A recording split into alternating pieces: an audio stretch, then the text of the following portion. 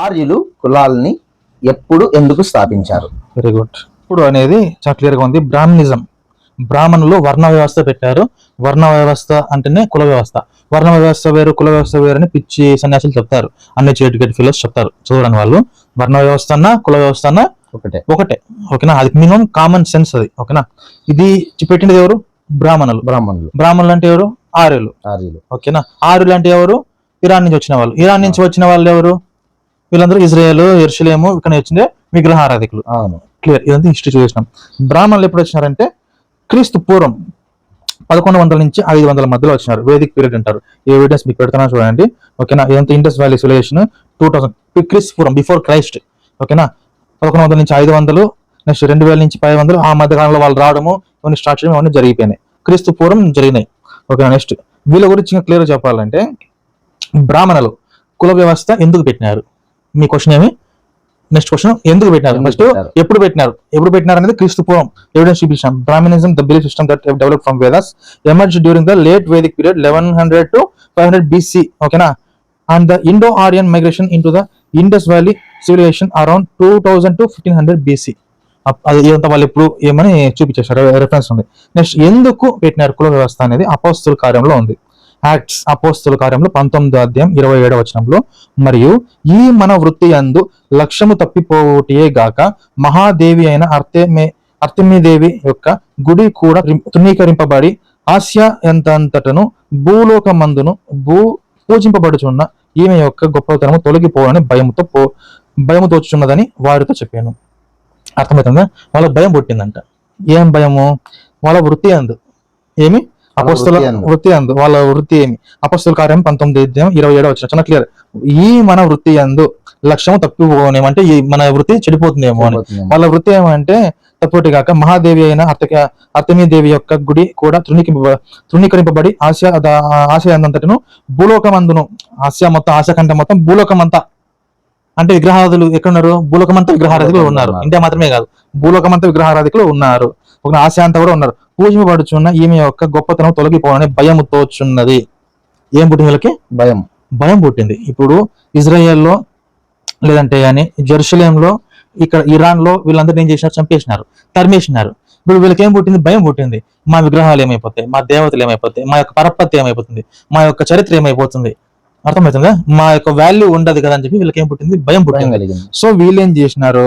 వీళ్ళు ఇండియాకి వచ్చినప్పుడు, లేదా హిందూ పుష్పర్వతాల దగ్గరికి వచ్చినప్పుడు, ఇండస్ వ్యాలీ దగ్గరికి ఇక్కడికి వచ్చినప్పుడు ఏమైందంటే ఒక ప్లాన్ చేసినారు, మాస్టర్ ప్లాన్ చేసినారు. ఇక్కడ ఉండే వాళ్ళందరూ మనం బానిసలు చేసుకోవాలా. ఏం చేసుకోవాలా? బానిసలు చేసుకొని, బానిసలు దేని రూపంలో? కులాల రూపంలో. వీళ్ళు మనం కంటే తక్కువ, మేము ఎక్కువ అనే స్థానంలో పెట్టుకుంటే మనల్ని వీళ్ళు చంపరు. అర్థమవుతుందా?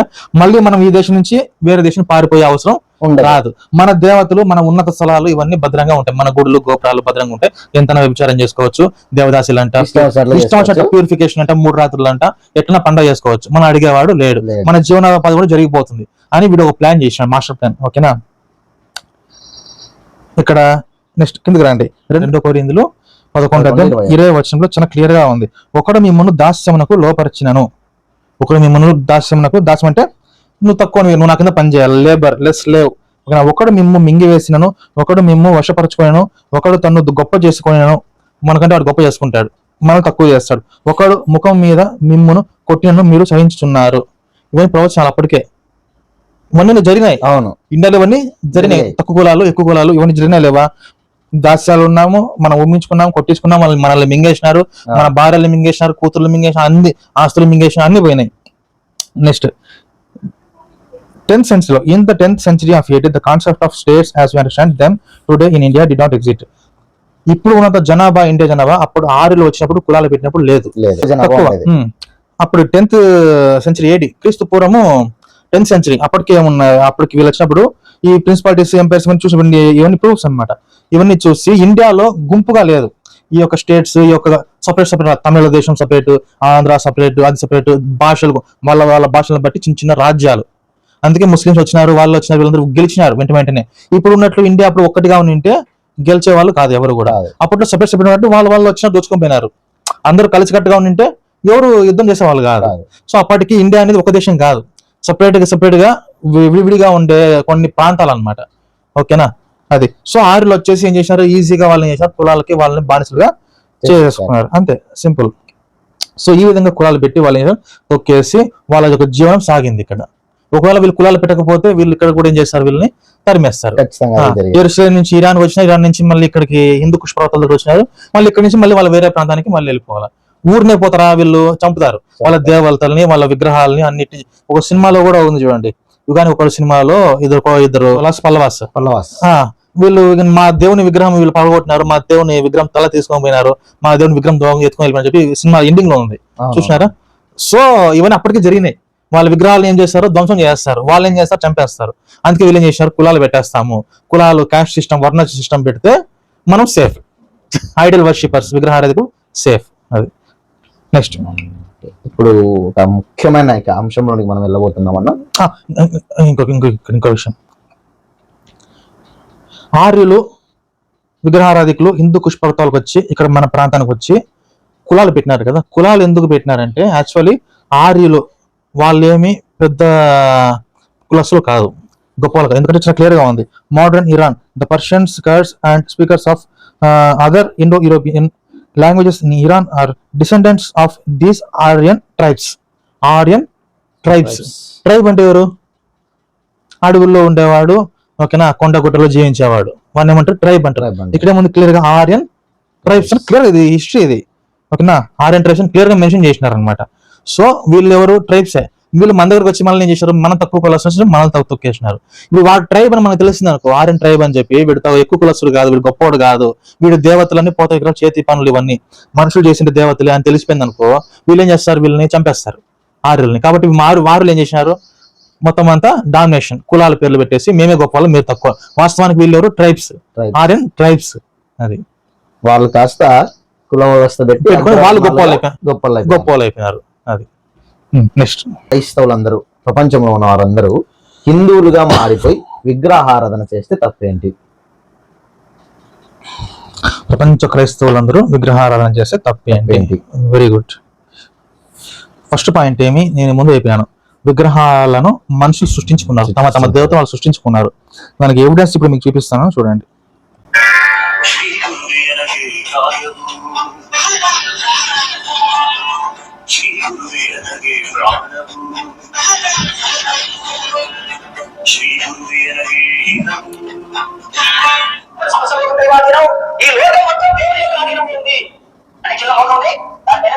దైవ ఆధీనంతో ఆధీనం, ఆ దైవం ఎవరి ఆధీనంలో ఉన్నాడంటే మంత్రం యొక్క ఆధీనంలో ఉన్నాడు. దైవాధీనంతో ఆధీనం కింద లోకం, లోకం మీద దేవుడు, దేవుడి మీద మంత్రం, ఆ మంత్రం అన్నాడు తన్మంత్రం బ్రాహ్మణాధీనం, ఆ మంత్రం ఆ యొక్క ఆధీనంలో ఉన్నది. అంటే ఫస్ట్ లోకం, లోకం మీద దేవుడు, దేవుడి మీద మంత్రం, మంత్రం మీద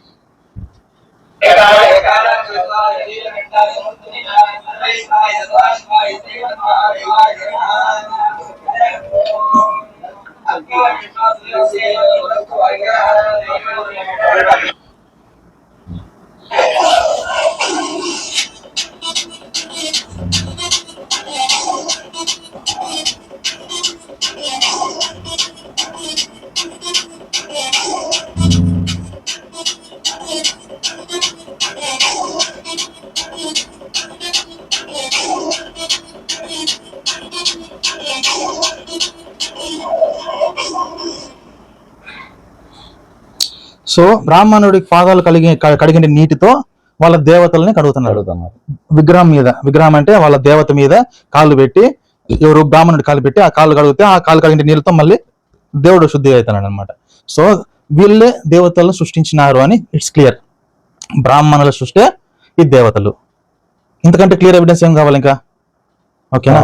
సో ఇవన్నీ కూడా వాళ్ళ సృష్టి కాబట్టి ఇవన్నీ వాళ్ళ ఫేక్, వాళ్ళ జీవనోపాధి కోసం, వాళ్ళ బతుకుదెరువు కోసం. వీళ్ళ సృష్టికర్త నుంచి వచ్చే నీళ్లతో వీళ్ళు అభిషేకం పొందుకోవాలి లెక్క ప్రకారం. కానీ వీళ్ళే సృష్టించినారు అన్నదానికి ఆధారము బ్రాహ్మణుల కాళ్ళ నుంచి వచ్చే నీటిని వాళ్ళ కాళ్ళ దేవతలుగా దేవుళ్ళుగా భావించే ఆ యొక్క విగ్రహాలను అభిషేకిస్తున్నారు. అంటే ఇప్పుడు ఆ విగ్రహాలు, ఆ శివలింగాలు, ఆ ఆంజనేయుడి విగ్రహం, ఇవి దేవుళ్ళ లేకపోతే బ్రాహ్మణుల దేవుళ్ళ? అంటే ఈ లెక్క ప్రకారం బ్రాహ్మణుడే దేవుడు, బ్రాహ్మణుడి తర్వాతనే ఈ విగ్రహాలు అంటే ఇట్స్ వెరీ క్లియర్. సో ఎందుకు క్రైస్తవులు కానీ భూమి ఉండే వాళ్ళు ఎందుకు పూజించకూడదు అని అంటే మీరు అడిగిన ప్రశ్న అదే కదా. అవును. ప్రపంచ క్రైస్తవులందరూ హిందువులుగా మారి విగ్రహారాధన ఎందుకు చేయకూడదు అంటే, విగ్రహాలన్నీ మనుషులు చేసుకునేవి. ఇవన్నీ ఇట్స్ వెరీ క్లియర్. అవన్నీ దేవుళ్ళు కాదు. బొమ్మలు ఏ బొమ్మ అయినా కూడా అది యేసుక్రీస్తు బొమ్మ అయినా కూడా అదేమి దేవుడు కాదు. బొమ్మే. ఓకేనా? అది 10 రూపాయల బొమ్మ అయినా బొమ్మే, 10,000 రూపాయల బొమ్మ అయినా బొమ్మే. ఓకేనా? నెక్స్ట్ ఎందుకు పూజించకూడదు అంటే, ఇక్కడ గలతీయుల్లో 5వ అధ్యాయం 1వ వచనం. గలతీయులు 5వ అధ్యాయం 1వ వచనం. ఈ స్వాతంత్ర్యము అనుగ్రహించి క్రీస్తు మనలను స్వతంత్రులుగా చేసి ఉన్నాడు కాబట్టి మీరు స్థిరముగా నిలిచి మరలా దాస్యమును కాడి కిందికి చిక్కుకొనకూడదు. క్రైస్తవులుగా మారిండే వాళ్ళు ఇండియన్ క్రిస్టియన్స్ కావచ్చు, లేదంటే వేరే కంట్రీ క్రిస్టియన్స్ కావచ్చు, గలతీయులకు 5వ అధ్యాయం 1వ వచనంలో ఈ స్వాతంత్ర్యం అనుగ్రహించిన దేవుడు యేసుక్రీస్తు క్రిస్టియానిటీ మనకు స్వాతంత్రం ఇచ్చిందంట. ఏమిచ్చింది? స్వాతంత్రం ఇచ్చింది. క్రీస్తు మనలను స్వతంత్రంగా చేసి ఉన్నాడు కాబట్టి మీరు స్థిరముగా నిలిచి మరలా దాస్యం కాడి కిందకి పోకూడదు. మళ్ళీ దాస్యం పోకూడదు. మళ్ళీ మనం ఎస్సీలు, మళ్ళీ మనం ఎస్టీలు, మళ్ళీ మనం బీసీలు, మళ్ళీ మనం ఓబీసీలు, మళ్ళీ మనం పోయి వాళ్ళకి సేవలు చేయాలా అని మనం ఇప్పుడు స్వాతంత్రం ఎక్కడ వచ్చింది? మనం ఇండియా స్వాతంత్రం ఎక్కడి నుంచి వచ్చింది? ప్రపంచానికి స్వాతంత్రం ఎక్కడి నుంచి వచ్చింది? బైబిల్లో చాలా క్లియర్. స్వాతంత్రం ఇచ్చింది ఎవరు? క్రీస్తు. దేవుడే. చాలా క్లియర్ గా దేవుడు క్రీస్తు మనల్ని స్వతంత్రంగా చేసి ఉన్నాడు కాబట్టి మీరు స్థిరంగా నిలిచి మరలా దాస్యం కాడి కింద చిక్కుకొనకూడదు. మనం ఏమంటారు? మళ్ళీ మనం సనాతన ధర్మం కావాలా, మళ్ళీ మనం దాస్యం చేస్తాం, మళ్ళీ మనం కుల వ్యవస్థ కావాలి. ఈ మధ్య కొంతమంది ఎక్స్ క్రిస్టియన్స్ తయారయ్యారు. అదే టాపిక్ వస్తుంది మళ్ళీ. వాళ్ళకు కూడా ఉంది, మామూలుగా ఇస్తాను వాళ్ళకు కూడా. నెక్స్ట్ యోహాను 3వ అధ్యాయం 15వ వచనం. అలాగే విశ్వసించి ప్రతివాడు నశింపక ఆయన ద్వారా నిత్యం విజయం పొందినట్లు మనుష్య కుమారుడు ఎత్తబడెను. ఇక్కడ ఒక విషయం మీరు గమనించాలా.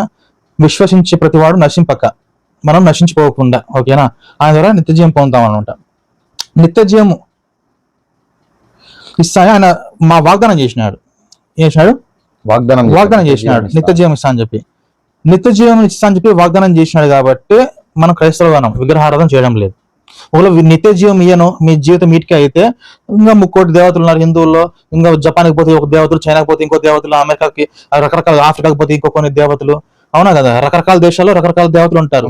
మాకి మోక్షం కావాలా, వేరే జీవితం ఉండాలా అంటే ఎత్తుకొని పోవచ్చు. కానీ ఇక్కడ మనకు అవసరం లేదు. యేసుక్రీస్తు క్లియర్ గా 1 యోహాను 2వ అధ్యాయం 25వ వచనంలో నిత్య జీవము అనుగ్రహించునదే ఆయన తానే మనకు చేసిన వాగ్దానం.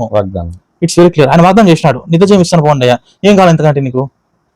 నెక్స్ట్ ఇది ఒక క్రైస్తవులకే కాదు, ప్రపంచంలో ఉన్న జనాభా అందరికీ జీవం ఇస్తా అని ఎవరికైనా వాగ్దానం చేస్తున్నాడు. ఎవరికైనా, ఆల్ ఓవర్ ద వరల్డ్ ఎవరికైనా. నెక్స్ట్ ఎందుకు హిందువులు లేరా? హిందూ దేవతలు 33 కోట్ల దేవతలు ఉన్నారు. తల్లి మతం అంటారు. తల్లి లాంటి మతం వదిలేసి వెళ్ళిపోయినావు, అది ఎన్నో మాటలు మాట్లాడతారు. ఓకేనా? ఇవన్నీ ఎందుకు వద్దనుకుని వెళ్ళిపోయినామంటే, హిందూ మతము మనం చదివినాం కాబట్టి. కొంతమంది చదవకుండా మాట్లాడతారు, మనం చదివినాం కాబట్టి. మహోపనిషత్తు 3వ అధ్యాయం 9వ మంత్రంలో చాలా క్లియర్ గా ఉంది. బ్రహ్మ విష్ణు రుద్రుడు అంటే శివుడు, బ్రహ్మ విష్ణు శివుడు పంచభూతములు వలన పుట్టిన, పంచభూతములు అంటే మొత్తం సృష్టి, నాశనమునకై పరిగెత్తుచున్నారు. దేనికై? నాశనమునకై. మొత్తం త్రిమూర్తులు ప్లస్ పంచభూతాలని నాశనం అయ్యే దానికోసం పోతున్నాయి అంట. ఇప్పుడు వాటిని పూజించే వాళ్ళు అడిగి పోతారు, నాశనం అయిపోతారు. చాలా క్లియర్ గా యోహానులో చాలా క్లియర్ గా ఉంది నశింపబోతున్నాం అని చెప్పి. ఇక్కడ ఉంది యోహాను సువార్త 3వ అధ్యాయము 15వ వచనంలో ఉంది. అలాగే విశ్వసించి ప్రతివాడు నశింపక ఆయన ద్వారా విశ్వసించి ప్రతివాడు అంటే విగ్రహాలు వదిలేసి యేసుక్రీస్తును విశ్వసించేవాడు నశింపక అంటే ఎందుకు నశించిపోతున్నాం అంటే హిందువులు చెప్పుకున్నారు. ఇక్కడ మహోపనిషత్తులో త్రిమూర్తులు ప్లస్ పంచభూతాలు నశించిపోతాయి, పుట్టిన సర్వము నాశనానికి పరిగెత్తుచున్నారు, వాళ్ళందరూ నాశనానికి పోతున్నారు. మనకెందుకు ఇంకా అది అలాంటి మతం మనకెందుకు? అవసరం ఏముంది? నాశనం అయ్యే మతం మనకెందుకు? మనకి అవసరం ఏముంది అసలు? సో ఇంకోటి, ఈ కులాలు ఇవన్నీ మనకు అవసరమా? దాస్యం అవసరం లేదు. గలతీయులు 3:28లో ఇందులో యూదుడని, గ్రీసు దేశస్తుడని, దాసుడని, స్వతంత్రుడని లేదు, పురుషుని స్త్రీ అని లేదు, యేసుక్రీస్తు మీరందరూ ఏకంగా ఉన్నారు. హిందూ మతంలో ఈ మాట ఎవరన్నా వాగ్దానం చేయగలరా? చెప్పగలరా? ఒక రాధా మనోహర్ దాస్, ఈయన ఎవరు, చిన్న జీర్సం, ఇద్దరు ఒక పళ్ళెంలో అన్నం తినగలరా? చర్చిలో ఒకటే పాత్రలో ఒకటే దాంట్లో అందరికి బల్లా రొట్టె ఇస్తారు, అందరూ సమానమే, యేసుక్రీస్తు శరీరం ప్రకారం మీరందరూ సమానమే అంటారు. అదే విధంగా ఇప్పుడు గలతీ 3:28 ప్రకారము యేసుక్రీస్తు మీరందరూ ఏకంగా ఉన్నారు. మనకి కులాలు లేవు, అవునా కదా? మనకి వర్ణాలు లేవు. మనమందరూ ఏ దేశం, గ్రీసు దేశస్తుడని లేదా దాసుడని, యూదుడని, వాడు వీడని లేదు, అందరూ సమానం. మరి హిందూ మతంలో, హిందూ ధర్మంలో, సనాతన మతంలో, తల్లి లాంటి మతంలో తల్లి మనలందరినీ ఒకరిగా చూస్తుంది. తల్లి మతం మనందరినీ ఒకరిగా చూస్తుందా? చూడదు. మరి దాన్ని తల్లి మతం అంటారా? సో సైన్స్ ఉండాలి, కొంచెం కామన్ సెన్స్ అనేది ఉండాలా. ఇది ఎన్నో యుగాల హిందూ చరిత్ర అని అంటారు కదా, ఇది నిజమా వాస్తవమా? యుగాలు అన్నది ఒక పదము. యుగం అనడానికి ఎగ్జాక్ట్ గా టైం పీరియడ్ అనేది మనకు తెలియదు. అది వందల, వేల, లక్షల అనేది మనకు తెలియదు. అది యూనివర్సల్ కోడ్. అది యుగం, ఆ యుగం, ఈ యుగం అనేది. ఓకేనా, బైబిల్లో కూడా యుగం అనే పేరు వాడినారు చాలాసార్లు. ఆ యుగం, యుగాలని ఉన్నాయి. ఓకేనా, కానీ వీళ్ళు ఏవైతే చెప్తున్నారో రాముడు ఆ యుగము, భీముడు ఈ యుగము, ఓకేనా, కృష్ణుడు ఆ యుగము, ఓకేనా, ఇవన్నీ కట్టుకథలు అనమాట. కట్టుకథలు నేను చెప్పడం లేదు, సుప్రీంకోర్టు ఒప్పుకుంది. ఇది సుప్రీంకోర్టు చాలా సుప్రీంకోర్టు ఒప్పుకున్నట్టు మీకు ఆధారం ఇప్పుడే ఆధారం చూపిస్తాను. రామాయణం అనేది వాస్తవంగా జరిగిన కథ కాదు. రామాయణం అనేది జరిగింది అది వాస్తవం కాదు. ఇదే అభిప్రాయాన్ని శంకరాచార్యులు కూడా వ్యక్తపరిచారు. శంకరాచార్యులు కూడా ఒప్పుకున్నారంట రామాయణం అనేది నిజం కాదు అని ఆయన ఒప్పుకున్నారు. ఈ విషయాలన్నీ ఎక్కడ 18th 19th సెంచరీలోనే బుక్స్ పబ్లిష్ అయినాయి. ఓకేనా, బుక్స్ పబ్లిష్ అయినాయి. ఈ బుక్స్, ఈ వార్తలు, నినాదాలను ఎక్కడ పోయినాయి? సుప్రీంకోర్టుకి పోయినాయి. అప్పట్లోనే 19వ శతాబ్దంలోనే ఇండియన్ సుప్రీంకోర్టుకి పోయింది. సుప్రీంకోర్టుకి పోతే సుప్రీంకోర్టులో చాలా క్లియర్ గా చూపిస్తున్నారు. డిస్ప్లే చూడండి. సుప్రీంకోర్టు జడ్జిమెంట్ ఇది 16 సెప్టెంబర్ 1976. ఇప్పుడు 1976 16 సెప్టెంబర్ లో ఈ బుక్ లో ఉండేటువంటి వాస్తవాలు, ఇదంతా వాస్తవం, ఇది ప్రచురించుకోవచ్చు, ప్రింట్ చేయొచ్చు, ఇది అబద్ధం కాదని సుప్రీంకోర్టు తీర్పిచ్చింది. సుప్రీంకోర్టు ఏం తీర్పిచ్చింది? ఆ బుక్ నిజమని. ఆ బుక్ లో ఏమున్నాయి? రాముడు అబద్ధము, రామాయణం అబద్ధం అని ఆ బుక్ లో చాలా క్లియర్ గా ఉంది. ఓకేనా, ఆ బుక్ ఆల్రెడీ ప్రింట్ అయింది. నాకు బుక్ చూపిస్తాను కావాలంటే ఇబ్బంది లేదు. ఆ సుప్రీంకోర్టు తీర్పు మీ ముందర పెడతాను. రామాయణం అబద్ధమైనప్పుడు రాముని యొక్క అవతారం ఏమి? విష్ణువు అవతారం ఇద్దరు ఒకటే. విష్ణువు రాముడు, రాముడు విష్ణువు ఇద్దరు ఒకటే. రామాయణం అబద్ధమైతే విష్ణువు కూడా అబద్ధం. విష్ణువు అబద్ధం అయితే త్రిమూర్తులు అబద్ధమే. త్రిమూర్తులు అబద్ధం అంటే ఆ యుగాలన్నీ అబద్ధమే. అసలు రామాయణం జరగలేదు, రామాయణం అబద్ధం అంటే మొత్తం ఆ యుగమే అబద్ధం అని అర్థం. ఒకవేళ ఇది మీరు నిజమని నిరూపించాలి అంటే ఆర్కియాలజీ డిపార్ట్మెంట్ ద్వారా కూడా చూపించాలి. ఆర్కియాలజీ క్లియర్ గా చూపిస్తున్నా చూడండి. రామ్ సేతు గురించి, రామాయణం గురించి ఏమంటారు ఆర్కియాలజీ, మన ఇండియన్ ఆర్కియాలజీ డిపార్ట్మెంట్ ఏమని చెప్పింది అని ఎవిడెన్స్ చూపిస్తున్నాను. వెపనరీ, క్రియేచర్స్ ఏవి దొరకలేదు. Archaeology clear, there is no definitive archaeology confirmation of Ramayana as a historical event. రామాయణం జరిగినట్లు ఎటువంటి ఆధారాలు ఏమని Indian archaeological survey of India చాలా క్లియర్ గా ASI అంటారు. ఇవన్నీ ఎవిడెన్స్ వస్తాయని చూపిస్తున్నా చూడండి. వాళ్ళంటే హిందూ పెద్దలు కూడా ఒప్పుకున్నారు రామాయణం అబద్ధం అని చెప్పి. రామాయణం, రామసేతు ఇవన్నీ మీకు ఎవిడెన్స్ వీడియో చూపిస్తాను చూడండి. ఇప్పుడు మన శ్రీలంక రామాయణం కాదు. ఇప్పుడు రామాయణంలో ఆయన ఏం చెప్పాడు? మహేంద్ర పర్వతం నుంచి హనుమంతుడు 100 యోజనాల దూరంలోని లంకకు వెళ్ళాడు. 100 యోజనాలు అంటే 12 కిలోమీటర్లు. ఇప్పుడు భారతదేశం నుంచి శ్రీలంక ఎంత దూరం ఉందా? వారు వెళ్తుంది 50 కిలోమీటర్లు. విస్తీర్ణం 346 కిలోమీటర్లు, 12 కిలోమీటర్ల రేడియస్. ఇది 100 యోజనాలు అంటే 1200 కిలోమీటర్ల దూరం. అది ఈ లంక ఎందుకు ఉంది? దీని అసలు పేరు సింహారాయ్. 1973లో దానికి లంక అని పేరు పెట్టారు. లంక అంటే బాగుంటుందని దానికి శ్రీ అని తగ్గించారు. లేదు క్లియర్ గా 1973లో దానికి లంక అని పేరు పెట్టారు. లంక అంటే బాగుంటుందని దానికి శ్రీ అని తగ్గించారు. లేదు. అర్థమైందా? వాళ్ళు ఒప్పుకున్నారు రావణ లంక లేదు, రామ్ సేతు లేదు, ఇవన్నీ అబద్ధం అని చెప్పేసి వాళ్ళే ఒప్పుకున్నారు. It's very clear. సుప్రీంకోర్టు కూడా అది చెప్పింది. మీ ముందు పెట్టినా కూడా చూపించాను. ఓకేనా, నెక్స్ట్ ఇంకొక ఎవిడెన్స్ మీకు చూపిస్తాను. రామాయణంలో బ్రాహ్మణులు ఉన్నారు.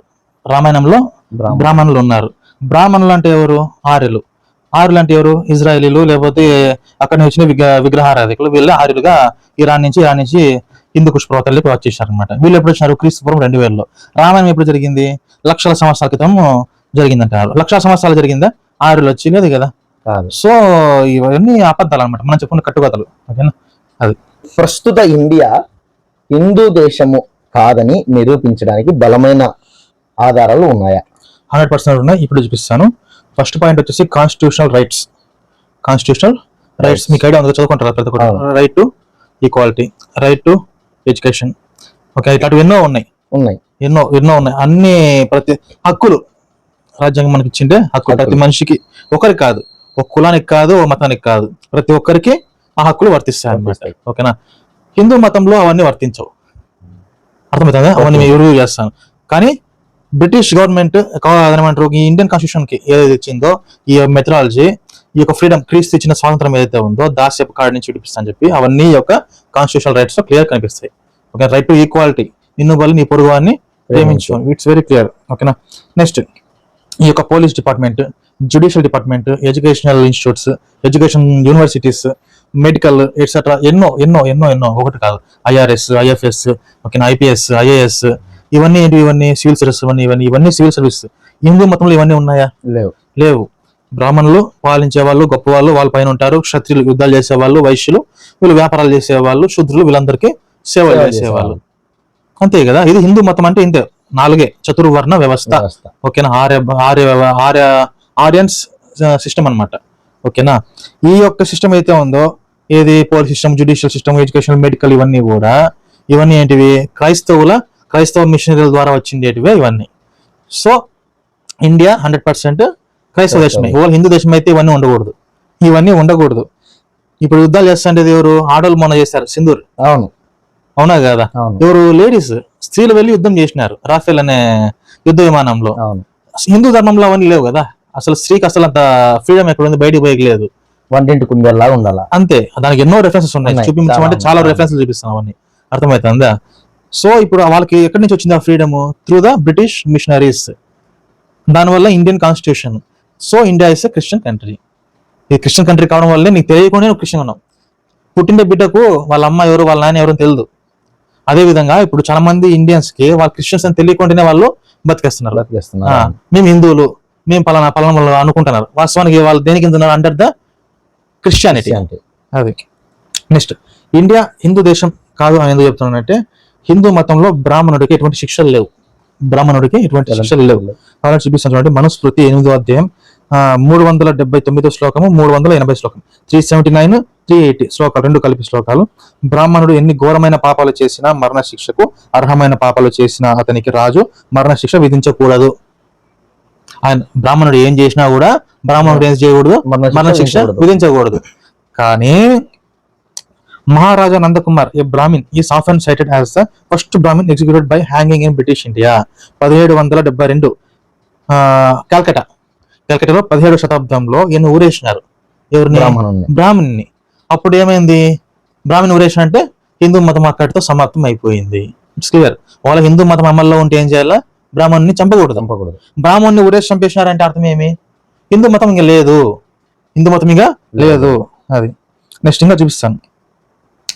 స్లేవరీ బానిసత్వం అంటాం. స్లేవరీ అంటే బానిసత్వం. 18వ శతాబ్దంలో 18th సెంచరీలో స్టార్ట్ చేస్తే 1807, 1843, 1861, 1807, 1843, 1861 వరకు వీళ్ళు కష్టపడి ఎన్నో సంవత్సరాలు కష్టపడితే బానిసత్వం పోయింది. స్లేవరీ అంత ఈజీగా పోలేదు. ఇది అబాలిష్ అయిపోయింది. ఇప్పుడు ఎవరికి బానిసలు కాదు. ఇవన్నీ చేసినది ఎవరు? Machineries, Christian machineries. విక్టోరియా మహారాణి, ఎవరు? ఇంగ్లాండ్ క్వీన్, బ్రిటిష్ గవర్నమెంట్, ఇవన్నీ ఈస్ట్ ఇండియా కంపెనీ, వీళ్ళందరూ కలిసి వీళ్ళు ఏం చేసినారు? రూల్స్ ఫార్మ్ చేసినారు.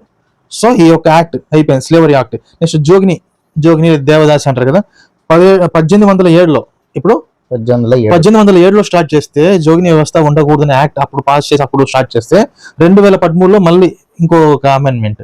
2013, 1807 నుంచి 2013 వరకు జరుగుతూనే ఉంది జోగిని వ్యవస్థ ఉండకూడదు. కానీ ఇప్పటికి కూడా ఉంది. జోనిలో ఇప్పటికీ ఉంది. నెక్స్ట్, ఆడ పసిపిల్లలను బలివ్వడం. ఎవరిని? ఆడ పసిపిల్లలను, పుట్టిన పిల్లల్ని బలివ్వడం.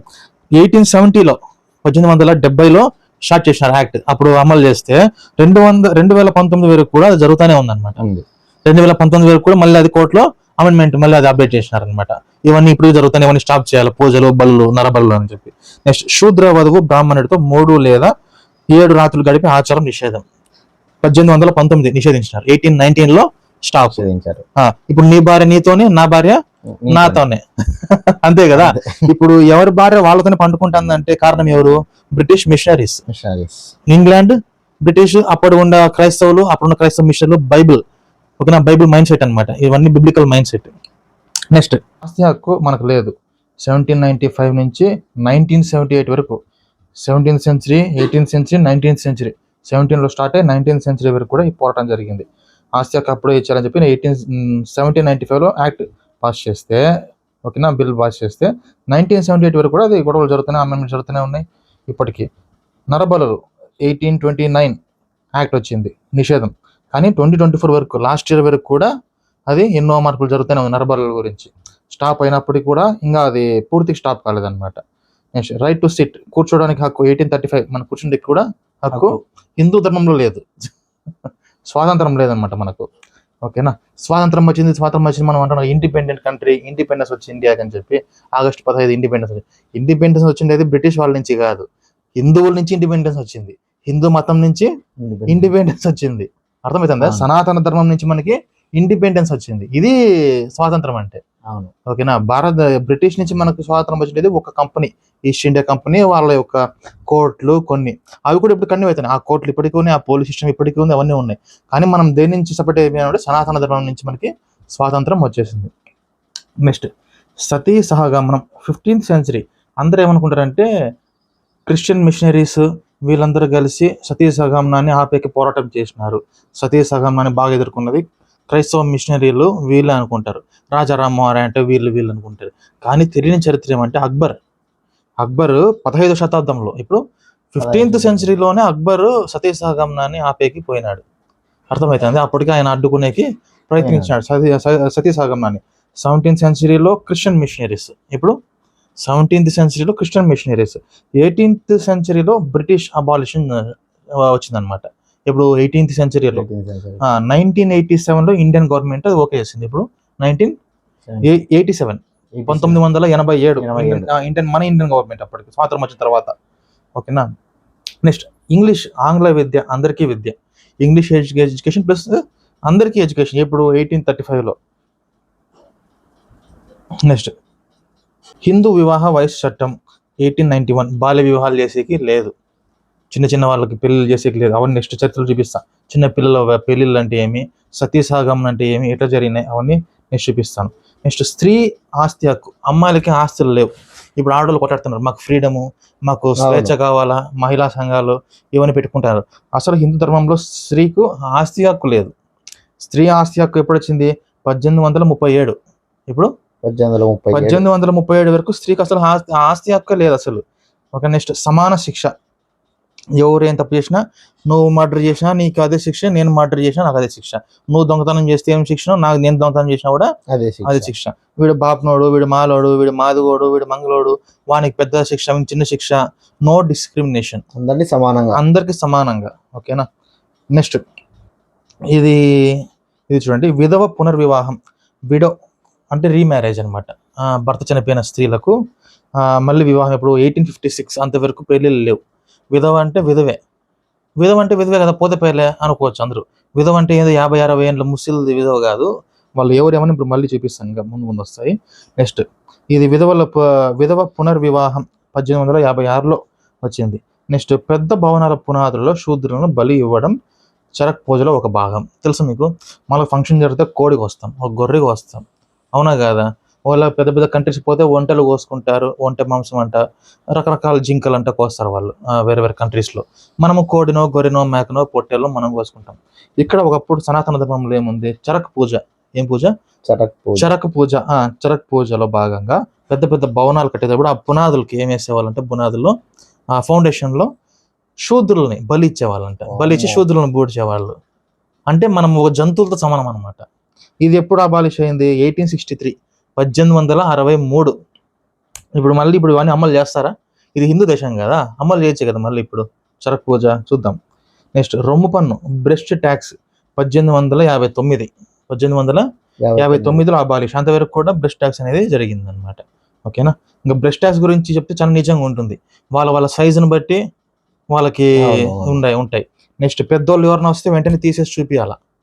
ఇవన్నీ నేను నెక్స్ట్ చూపిస్తాను, ఇవన్నీ ప్రూఫ్స్ అనేవి చూపిస్తాను. ఓకేనా, next prime minister Jawaharlal Nehru. Prime minister Jawaharlal Nehru followed the Lord Jesus who taught to be the greatest to be the prime minister to be the prime minister meant to be the first servant of the people. The Lord Jesus washed the feet of his disciples and said to them. యేసుక్రీస్తు ఎట్లయితే పాదాలు కడిగినాడో అప్పుడే ఆయన ఎవరు? జవహర్లాల్ నెహ్రూ. ఇవన్నీ చదివి యేసుక్రీస్తు శిష్యుల పాదాలు కడగడం ఇవన్నీ చదివి నేర్చుకొని మనం చేస్తున్న తప్పు, మనం కూడా ఇవన్నీ చేయకూడదని చెప్పి చాలా మందిని అవాయిడ్ చేసినాడు. చాలా మంది కాలు ముక్కుంటే వచ్చినప్పుడు ఇవన్నీ చేసినప్పుడు అవన్నీ మీకు చూపిస్తా, ప్రింట్లు చూడొచ్చు మీరు డిస్ప్లేలో.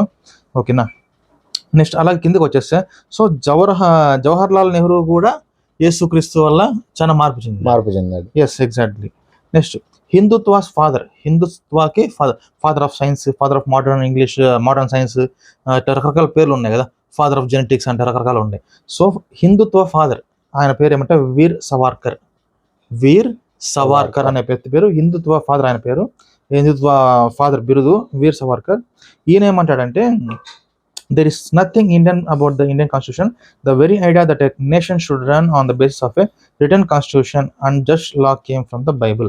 ఇండియా ఇప్పుడు ఏదైతే నడుస్తుందో, ఇండియా ఇప్పుడు గవర్నమెంట్, ఇండియన్ గవర్నమెంట్, అది ఎన్ని గవర్నమెంట్, ఇంత ముందు ఉన్న గవర్నమెంట్స్, ఇప్పుడున్న గవర్నమెంట్, ఫ్యూచర్ రాబోయే గవర్నమెంట్స్, కాన్స్టిట్యూషన్, ఇండియన్ కాన్స్టిట్యూషన్ ఏదైతే ఉందో 100% అదంతా ఏమి ఫ్రమ్ ద బైబిల్ అని ఎవరు చెప్పినారు? హిందుత్వ ఫాదర్ వీర్ సవార్కర్. ఇవన్నీ స్టేట్మెంట్లు, ఇవన్నీ హిస్టరీ. ఇది అబద్ధమని ఎవడు నిరూపించలేడు, వాళ్ళు ఒప్పుకున్నారు. బైబుల్ ద్వారానే మొత్తం కాన్స్టిట్యూషన్ మొత్తం అంతా బైబుల్. మొత్తం కాన్స్టిట్యూషన్ బైబుల్ అంటే ఇండియా మొత్తం ఏమవుతుంది? క్రిస్టియన్ కంట్రీనే, పక్కా Christian country. Next the practice trouble Europe Christian concepts the Portuguese banned sati in the terrace in Goa in 1515. Portuguese 1515లో సతీ సగమనాన్ని అడ్డుకున్నారు. ఎందుకు ఏమి? నెక్స్ట్ కింద చూపిస్తాను, చదువుతా వస్తాను చూడండి ఒకసారి, డిస్ప్లే అవుతా ఉంటుంది. 1803 నుంచి 1804 ఒక సంవత్సరంలోనే కలకట్టాలో, ఇక్కడ ఒక్క కలకత్తాలో మాత్రమే, ఓకేనా, only 30 mile radius, 30 kilometre of క్యాల్కటాని, ఎంత 30 మైళ్ళు, 30 మైల్ రేడియస్ ఆఫ్ కలకటా 30 మైల్లోనే there was still 300 satis in 1803 to 1804. ఒక సంవత్సరంలో 300 సతీ సగమనాలు జరిగినాయి. 300 మంది ఆడవాళ్ళని ఏం చేసినారు? బతికొండగానే చంపేశారు, కాల్చి చంపారు. సజీవ దహనం. అది జస్ట్ 30 మైళ్ళ దూరం. మొత్తం దేశం మొత్తం ఎట్లుంటుంది ఇంకా అప్పుడు? ఎన్ని వందల వేల అమ్మాయిలు చనిపోయింటారు, స్త్రీలు. ఇంకా ముందు ఇంకా ఉంది, ఇంకా అయిపోలేదు అప్పుడే. నెక్స్ట్ వచ్చేసి 1829లో సంవత్సరానికి అప్రాక్సిమేట్లీ 500 to 600 సతీస్ అక్కడ్ every year until the custom ban in the territories governed by the East India Company in 1861. Queen Victoria issued a general ban for the whole of India. India మొత్తం ban చేసిందంటే ఎవరు? Victoria మహారాణి, queen Victoria India మొత్తం ban చేసి ఇప్పుడు 1861. ఎందుకు ban చేసిందంటే 1829లో ప్రతి సంవత్సరం కనీసం 500 నుంచి 600 మందిని చంపేస్తున్నారు ఆడవాళ్ళు, సజీవ దహనం. అసలు వీళ్ళకి మనస్సు ఉన్నట్లేనా? వీళ్ళు ఇప్పుడు ఏమంటారు? మనోభావాలు దెబ్బతిన్నాయి అంటారు. వీళ్ళు ఏమంటారు? మా మనోభావాలు దెబ్బతింటే, మనం ఏమైనా మాట్లాడితే, మనం సువార్త చెప్తే మనోభావాలు దెబ్బతింటాయంట. మనం సువార్త చేస్తే చంపితే మనోభావాలు దెబ్బతింటాయి. ఒక స్త్రీని సజీవ దహనం చేస్తే మనోభావాలు దెబ్బతినలేదు. మనం స్వార్థ చేస్తే అరే వ్యభిచారం చేయొద్దండి, దొంగతనం చేయదండి, మంచిగా ఉండండి, యేసుక్రీస్తు చరిత్ర ఉంది, చరిత్ర ఆధారం ఉంది అనేది మనం స్వార్థ చేస్తే వీళ్ళ మనోభావాలు దెబ్బతినిపోతున్నాయి, చాలా ఇబ్బంది పడిపోతున్నారు. కానీ ఇట్లా 100 మంది ఆడవాళ్ళని చంపేస్తారంటే సజీవ దహనం మీద వీళ్ళకి ఆ మనోభావాలు దెబ్బతినలేదు. ఇంకా ఉంది, ముందు ఉంది ఇంకా. Yes, female missionaries education. ఇక్కడ ఇంకో విషయం చూడాలా, బ్రాహ్మణుల స్త్రీలకు కూడా చదువు లేదు. వాళ్ళకు కూడా చిన్న వయసులో పెళ్లి అయిపోయింది. ఏ వయసులో అంటే they too were married at young age and were often widowed before reaching puberty. ఒక అమ్మాయి పెద్ద మనిషి అయ్యే లోపే అమ్మాయికి పెళ్ళయి భర్త చనిపోయి విధవగా మారిపోతుందంట. పెద్ద మనిషి కూడా కాలేదు, ఇంకా పెద్ద మనిషి కాకముందే. అది కూడా ఎవరు? బ్రాహ్మిన్స్ లో కూడా, బ్రాహ్మణులు, శూద్రులు వీళ్ళే కాదు, పెద్ద కులస్తులలో కూడా స్త్రీలకు పరిస్థితి ఏమి, పెద్ద మనిషి కాకముందు అసలు పెద్ద మనిషి కాని అమ్మాయికి ఏం తెలుస్తుంది? అసలు ఆ వయసు ఎంత? భర్త అంటే ఏం తెలుస్తుంది? కాపురం అంటే ఏం తెలుస్తుంది? ఆమె విధవ అంటే ఆమెకి ఏం తెలుస్తుంది? ఆ వయసుకే తెల్లచీర బోడిగొండు ఇంట్లో మూలలో కూర్చోబెడతారు. ఇది సనాతన ధర్మం అన్నమాట. నెక్స్ట్ చూద్దాం, లీగలైజ్డ్ స్లేవరీ, బానిసత్వం. లీగలైజ్డ్ స్లేవరీ అంటే అధికారపూర్వకంగా బానిసం. However, was only one of the problems or culture and had invited another tradition to degrade lower caste women, violate their modesty and humiliate their men. Force used అంటే ఒక military, ఒక army, ఒక government ఎట్లా ఉంటుందో, ఒక police system, లేదా ఒక bouncers, ఒక సెక్యూరిటీ గార్డ్స్ మనకి ఎట్లా ఉంటారో అట్లా ఒక ఫోర్స్ యూజ్ చేశారు. ఎందుకంటే force was use to prevent lower caste ladies from covering their breast. Low caste అమ్మాయిలు, స్త్రీలు పై కొంగు లేదా పై చున్ని లేదా జాకెట్ లేదా పైన బ్రెస్ట్ కవర్ చేసుకోవడానికి, రొమ్ము కవర్ చేసుకోవడానికి బట్టలు వేసుకోకుండా ఉండేకే ఒక ఫోర్స్ని ఉండేదంట. ఫోర్స్ అంటే కొంతమంది అధికారులు ఉండేవాళ్ళు అనమాట, నువ్వు సైనికులు వేసుకోకూడదు, వాళ్ళే. సైనికులు బాగా మీరు వేసుకోకూడదు, తీసేయాలని చెప్పి ఇది తీపిచ్చేవాళ్ళు అంట. ఇది సనాతన ధర్మం. అది కూడా ఎక్కడ ఎప్పుడు అది కూడా ఉంది. Even upper caste women were required to take of their upper cloth. Upper caste అంటే పెద్ద కులస్తుల స్త్రీలు కూడా తీసేయాల, వేసుకుంటే క్లియర్ ఛాన్స్ లేదు వాళ్ళకు కూడా. ఎవరు ముందర, when they went before the priest, పూజారి ముందర పోయినప్పుడు తీసేసి చూపియాల. ఇది హిస్టరీ. మీరు కేసు పెట్టాలనుకుంటే ఆ బుక్ రాసిన వాడి మీద, ఆ హిస్టరీ మీద అది మీరు కేసు పెట్టాలా. ఓకేనా. Next, before the priest to worship in the temple or saw a member of royal family passing by the shit. ఒకవేళ వీధిలో ఎవరైనా పెద్ద కులస్తులు పోతాన్నా కూడా వెంటనే ఏం చేయాలా, తీసి చూపియాలా. ఏది, వాళ్ళ పై ఏదైతే రొమ్ము కప్పుకున్నారో వెంటనే వాళ్ళు తీసేసేయాలా. ఎందుకు, వాళ్ళు పోతా వాళ్ళు చూసుకొని పోయాక అనమాట. ఇది సనాతన ధర్మం అనమాట. విగ్రహారాధనలో వచ్చిన భాగమే ఇది. ఇప్పుడుండే స్త్రీలు, ఇప్పుడుండే లో క్యాస్ట్ కావచ్చు, ఎనీ క్యాస్ట్ స్త్రీలు దీనికి ఒప్పుకుంటారా? అస్సలు ఏ అమ్మాయి అయినా, చదువురాని అమ్మాయి, అడుగు తినే అమ్మాయి, రోడ్ల మీద అడుగు తినే అమ్మాయి ఉంది కదా, అమ్మాయి దగ్గరికి పోయి నువ్వు అడుగు తింటున్నావు, నీకు ముందు వెనక ఎవరు లేరు, గతి లేదు కదా, నువ్వు తీసేసి చూపించంటే చూపిస్తుందా? చెప్తూ కొడుతుంది. దెంతో కొడుతుంది, చెప్పుతూనే కొడుతుంది. ఒకవేళ చదువుకున్న అమ్మాయి అయితే ఫస్ట్ కేసు పెడుతుంది. ఒకవేళ బాగా డబ్బు ఉండే అమ్మాయిల దగ్గరికి పోయి, బాగా రిచ్ ఫ్యామిలీస్ దగ్గర పోయి సనాతన ధర్మం ప్రకారం నువ్వు తీసేసి చూపించంటే ఏమవుతారు, గన్ను పెట్టి కాల్చి పడేస్తారు, చంపేస్తారు మనుషులు. బతకనీరు మనల్ని. నువ్వు కేసు పెట్టినా నీకు ప్రొటెక్షన్ బతకనీరు. ఇంత దమ్ము ఉంటే మా దగ్గరికి వచ్చి మా పెద్ద ఇంటి అమ్మాయి దగ్గర ఎంత మాట్లాడతావరా అని చెప్పి. అవునా కదా. కానీ ఇదేమిది, సనాతన ధర్మం. ఇప్పుడు వీళ్ళు ఏమంటారు, సనాతన ధర్మం కాదు, ఇది హిందూ దేశం కాదట. హిందూ దేశం అయితే ఇవన్నీ ఇప్పుడు అమల్లో ఉండాలి. అమల్లో లేవు కాబట్టి ఇది హిందూ దేశం కాదు, క్రైస్తవ దేశం. Next, many Hindu temples were dedicated to worship goddess. Some of them had hundreds of temple prostitutes called ఆ దేవదాసి. గుడిలోనే వ్యభిచార వృత్తి అంట, టెంపుల్ ఆఫ్ ప్రాస్టిట్యూట్స్. హండ్రెడ్స్, అది కూడా వందల సంఖ్యలో దేవదాసులు ఉండేవాళ్ళు. ఇక్కడ టెంపుల్, గుళ్ళలో ఉండేవాళ్ళు దేవదాసులు ఉంటారు. దేవదాసులకు వాళ్ళకి పొలాలు ఉంటాయి, వాళ్ళకి పోషణ అవన్నీ జరుగుతాయి అన్నమాట. These young women were married to God's.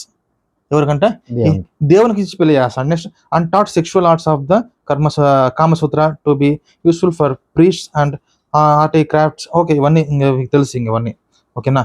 So అవన్నీ జరిగిపోతాయి, వ్యభిచారం అంతా జరిగిపోతుంది. ఇక్కడ సనాతన ధర్మం అనే పేరు పెట్టుకొని గుడులు, మతము, దేవుడు అనే పేరు పెట్టుకొని లోపల జరిగేదంతా వ్యభిచారం జరిగిపోతుంది. నెక్స్ట్, కేశవ్ చంద్రసేన్ 1838 నుంచి 1884.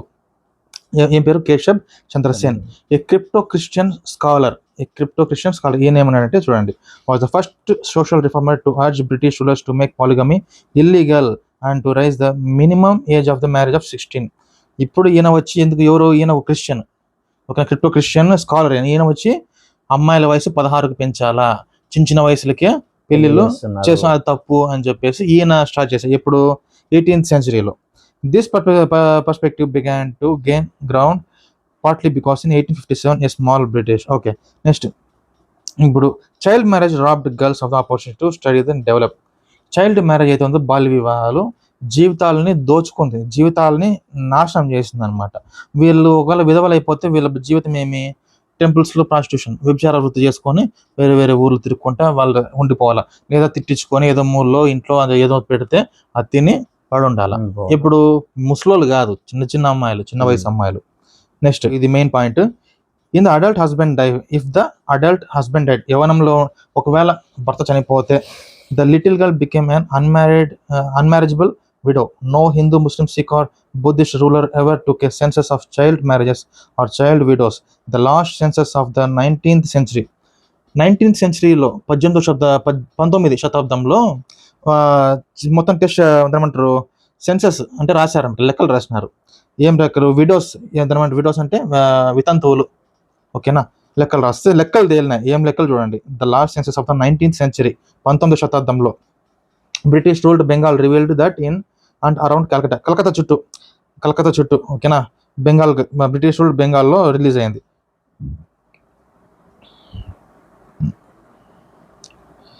There were 10,000 widows under the age of 4. ఎంతమంది, 10,000 మంది, 10,000 widows. ఎంత, వాళ్ళ వయసు ఎంత, అండర్ ద ఏజ్ ఆఫ్ 4. 4 సంవత్సరాల్లో పాప అంటే పాలు తాగే పాప, తల్లి దగ్గర పాలు తాగే వయసే కదా. 2 ఏళ్ళు 3 ఏళ్ళ పిల్లలు పాలు తాగే పిల్లలు, 4 ఏళ్ళు అంటే అప్పుడప్పుడు గోరుముద్దలు తినే వయసు. ఎంతమంది ఉన్నారంటే విడోస్ వాళ్ళు, 10,000 10,000 మంది వితంతువులు, 4 సంవత్సరాల వయసు వాళ్ళు. అండ్ మోర్ దాన్ 50,000, 50,000 కంటే ఎక్కువ మంది ఉన్నారు. ఎవరు అంటే widows between the ages of 5 and 9, అంటే 9 సంవత్సరాల నుంచి 5 సంవత్సరాల మధ్యలో ఉండే వాళ్ళు 50,000 మంది కంటే పైన. అంటే ఎంత ఘోరంగా, ఎంత విపరీతంగా ఉండేది ఏది బాల్య వివాహాలు. వీళ్ళ జీవితాలన్నీ వేస్ట్, వీళ్ళ జీవితాలన్నీ వేస్ట్. సనాతన ధర్మం ప్రకారం ఇప్పుడు వివాహం, బాల్య వివాహం చేయాలనుకుంటే ఓకేనా, ఇప్పుడు ఇండియాలో ఇవి చేస్తారా? ఇలా 4 ఏళ్ళ లోపల పిల్లలకి పెళ్లి చేస్తారా? మెచ్యూరిటీ కాకముందే అమ్మాయి, ప్యూబర్టీ కాకముందే అమ్మాయికి పెళ్లి చేస్తారా? ఏ అమ్మాయి, ఏ స్త్రీ అయినా చేస్తుందా? చేయరు, ఎవరు చేయరు. మరి ఇప్పుడు ఇది హిందూ దేశం ఎట్లయితుంది? క్రైస్తవ దేశం ఇది. వాళ్ళ హిందూ దేశం అయితే వీళ్ళు ఇప్పుడే చేయాలా, ఇప్పుడు అమ్మాయి మెచ్యూర్ కాకముందే పెళ్లి చేయాలా. ఎవరైతే సనాతన ధర్మం అంటున్నారో వాళ్ళే చేయాలా పక్కా. ఫస్ట్ ఎవరైతే సనాతనం గొప్పది, సనాతన ధర్మం ఎప్పటికీ ఉంటుంది, సనాతన ధర్మం మేము కాపాడుతున్నాము అని చెప్తున్నారో ఇది చేసి నిరూపించాలా ఇది హిందూ దేశము అని చెప్పి.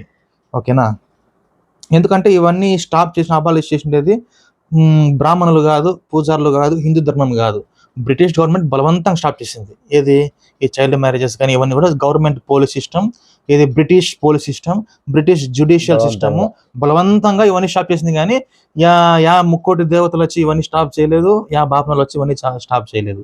గవర్నమెంట్ ఏది క్రిస్టియన్ బ్రిటిష్ గవర్నమెంట్ మిషనరీస్ ప్రోద్బలంతో ఇవన్నీ స్టాప్ చేసినారు. బలవంతంగా హిందూ దేశం క్రైస్తవ దేశంగా మార్చబడింది. ఇంకా ముందుకి ఇంకా ఎన్ని ఘోరాలు ఉన్నాయి చూడండి. I fought to save newborn girls in central India. It was hard to believe that killing newborn. అప్పుడే పుట్టిండే పిల్లల్ని బలి చేస్తారు. ఎవరు? River goddess, sacrificing to the river goddess. అంటే నది, గంగాదేవికి లేదా నదీ దేవతకి, జలానికి, నీళ్లకు పుట్టిండే ఆడబిడ్డల్ని బలిగా ఇచ్చేస్తారంట, దానంగా ఇచ్చేస్తారంట. అంటే నీళ్ళలోకి చంపేస్తే అది దేవునికి ఇచ్చేసినట్లు అనమాట. అది ఇక్కడ ఉండేది చరిత్ర. Next Nagercoil, southern most tip of India. Nagercoil సిటీలో ఒక ఇన్సిడెంట్. 8 ఏళ్ల అమ్మాయి, ఎంత 8 year old గర్ల్, ఒక అమ్మాయి రోడ్డు మీద పడిపోయి ఉంటే చార్లెస్ మేడ్ అనే ఆయన 1792లో జరిగింది ఇది. ఆయన వెళ్తూ చూసినాడు. ఆయన చూసి అమ్మాయి పడిపోయింది, పోతున్నారు వస్తున్నారు, అందరూ ఎవరు పట్టించుకోవడం లేదు. ఆయన చూసి ఆయన అన్నం పెట్టి ఆయన బాగా ఏమంటారు బట్టలు ఇచ్చి ఆయన చూసి ఏమైంది, ఎందుకు భయపడతాను, ఎవరు కొట్టినారు నేను, ఎందుకు ఈ గాయాలు ఎందుకున్నాయి, ఏం జరిగిందని అడిగితే అప్పుడు అమ్మాయి భయపడతా అన్ని చెప్తున్న విషయాలు. ఇట్లా నేను బానిసను, ఐఎమ్ ఏ స్లేవ్ అని అంటే అంతలోపు ఓనర్ వచ్చేస్తాడు. ఎవరు? అమ్మాయి యొక్క ఓనర్. అమ్మాయి ఆడిపోయింది, వెతుకొని వచ్చేస్తాడు. ఇప్పుడు అమ్మాయి ఏం చేస్తుందంటే ఏడుస్తుంది, నేను పోను, మళ్ళీ ఆ బానిసం పనిత. 8 years అమ్మాయి బానిసత్వం అంటే అమ్మాయిని కొట్టి హింసించారంటే వాళ్ళు మనుషులా? వాళ్ళకి మనసు ఉంటుందా? ఇది ఒక సనాతన ధర్మము, మళ్ళీ దీన్ని ఏమంటారు ఇది గొప్పది, వీళ్ళకి మనోభావాలు దెబ్బతినిపోతాయి. మళ్ళీ వీడు వచ్చి కొట్టాడతాడు. ఏమని? ఆ 8 years అమ్మాయి little girl hide behind the door trembling at her owners angry. వెళ్ళి దాచిపెట్టుకుంది. వెళ్ళి ఇక్కడ ఎవరితో కాపాడినాడు ఆయన, చార్లెస్ అని ఆయన దాచిపెట్టుకుంటే బలవంతంగా గతి లేక వాళ్ళు పిలుచుకోమంట. ఇది రూల్, ఇది సనాతన ధర్మం, ఇది మా మతం, ఇది మా హిందూ మతం, ఇది ఇంతే, మాకు ఇది స్లేవరీ అంటే బానిసత్వం. అందుకే బానిస నిషేధ చట్టం, ఓకే, స్లేవరీ అనమాట, అబాలిషన్ యాక్ట్ వచ్చేసింది అనమాట.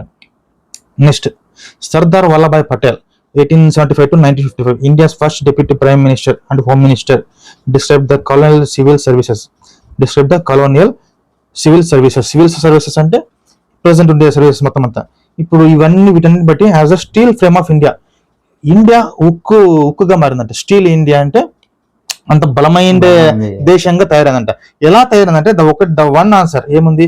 The short answer is the Bible. ఎవరు చెప్పింది? సర్దార్ వల్లభాయ్ పటేల్ ఆయన చెప్పినాడు అనమాట. ఇండియా ఇంత స్ట్రాంగ్ గా ఇంత డెవలప్ అయిన దాని కారణం ఏంటంటే answer Bible. So India is a Christian country.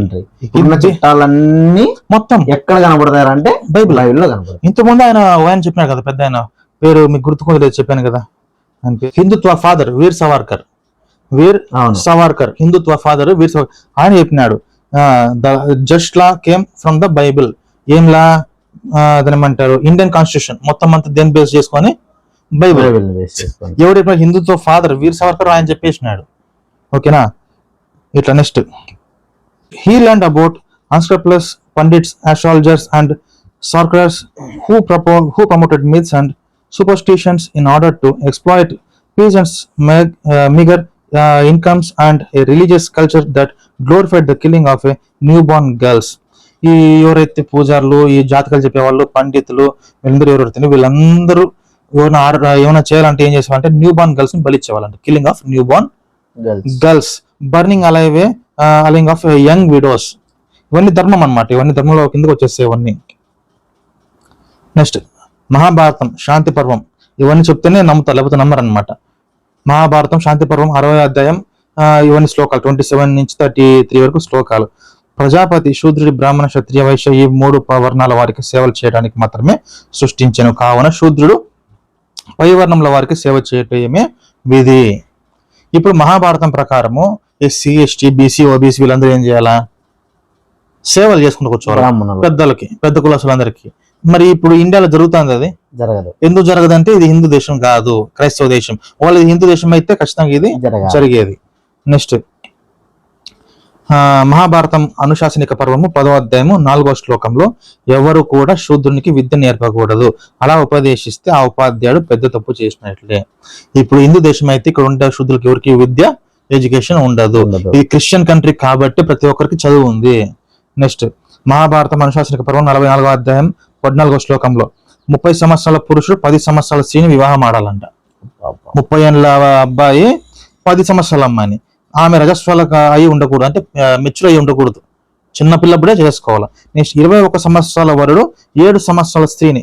7 సంవత్సరాల స్త్రీని అంటారా, 7 సంవత్సరాల అమ్మాయిని అంటారా, 7 సంవత్సరాల బాలిక అంటారు. బాలిక ఇదేమంటాడు, 7 సంవత్సరాల స్త్రీని అంట. చూద్దాం. నెక్స్ట్ మహాభారతం అనుశాసనిక పర్వం 38వ అధ్యాయం 12వ శ్లోకం. స్త్రీల కన్నా పాపిష్టులు మరెవరు లేరు, దోషాలన్నింటికి స్త్రీల కారణం అంట. ఈరోజు ఇండియన్ గవర్నమెంట్ యుద్ధాలు చేస్తున్నారు, స్త్రీలు వెళ్ళి యుద్ధాలు చేస్తున్నారు. లేడీ కమాండర్స్ ఉన్నారు, ఓకేనా, లేడీ పైలట్స్ ఉన్నారు, లేడీస్ చాలా మంది ఉన్నారు, ఓకేనా, వేరే గ్రహాలకు పోయిస్తున్నారు. ఇప్పుడు ఈ మహాభారతంలో ఏముంది, స్త్రీల కన్నా పాపిష్టులు ఎవరు లేరంట. ఇప్పుడు మరి వాళ్ళకి ఇవన్నీ తెలియదు కాబట్టి, ఎవరు చదవరు కాబట్టి ఓకే, వాళ్ళు ఇవన్నీ చదివితే ఒప్పుకుంటారా ఇవన్నీ? ఒక చరిత్ర, ఇది 18వ శతాబ్దం 19వ శతాబ్దంలో జరిగింది. నా దగ్గర బుక్ ఉంది, ఓకేనా, ఇయర్ మీకు చూపిస్తాం కావాలంటే. గ్రామంలో శూద్రుల భాగం నుంచి మాదిగలకు ఎలాంటి సంబంధము లేకుండా చేశారు. మామూలు రోడ్ల మీద నడిస్తే వెట్టివారు అడ్డుకున్నారు. గ్రామ సంతలోకి రాబోతే పొమ్మన్నారు, సంతలోకి రాకూడదంట. కాదన్న వాళ్ళని చితక్కొట్టారు, ఎవరు పనిలోకి తీసుకోలేదు, ఓకేనా. శూద్రులకి ఇది పరిస్థితి. ఇప్పుడు ఇవన్నీ అమలు చేస్తే ఒప్పుకుంటారా? ఖచ్చితంగా ఒప్పుకోరు. నెక్స్ట్ వీరబ్రహ్మం.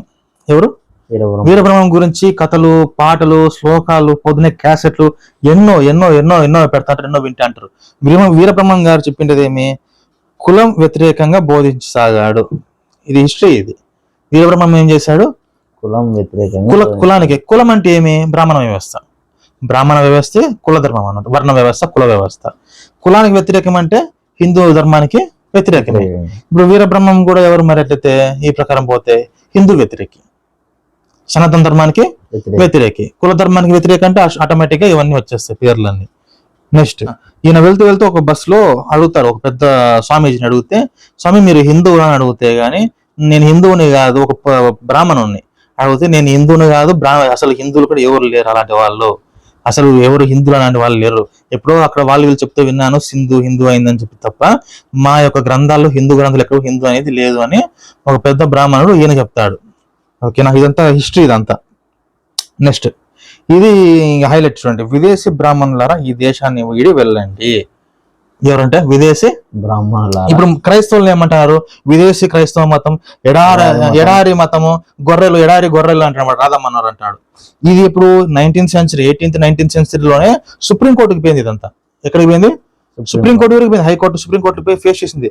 విదేశీ బ్రాహ్మణులారా ఈ దేశాన్ని వీడి వెళ్ళండి నినాదం అప్పుడే స్టార్ట్ చేసినారు అనమాట. విదేశీ బ్రాహ్మణులు అంటే హిందూ మతం ఎక్కడిది? విదేశీ మతం. విదేశీ అంటే ఎక్కడి వచ్చింది? ఇరాన్ నుంచి. ఇరాన్ ఎక్కడి వచ్చింది? మళ్ళీ యెరూషలేం నుంచి. అర్థమైంది కదా? ఫస్ట్ నుంచి చెప్పిన మొత్తం హిస్టరీ మొత్తం చెప్పేసినాను. విగ్రహారాధికులు ఎవరు, విగ్రహారాధికులు ఎక్కడి వచ్చినారు మొత్తం చెప్పిన. ఇప్పుడు బ్రాహ్మణులు అంటే ఎవరు? ఆర్యులు. ఆర్యులు అంటే ఎవరు? ఇరాన్ నుంచి వచ్చినారు. ఇరాన్ నుంచి ఇరాన్కి ఎక్కడి వచ్చినారు? యెరూషలేము, ఇజ్రాయెల్ ఈ ప్రాంతాల నుంచి వచ్చిన వాళ్ళు వీళ్ళందరూ. క్లియర్?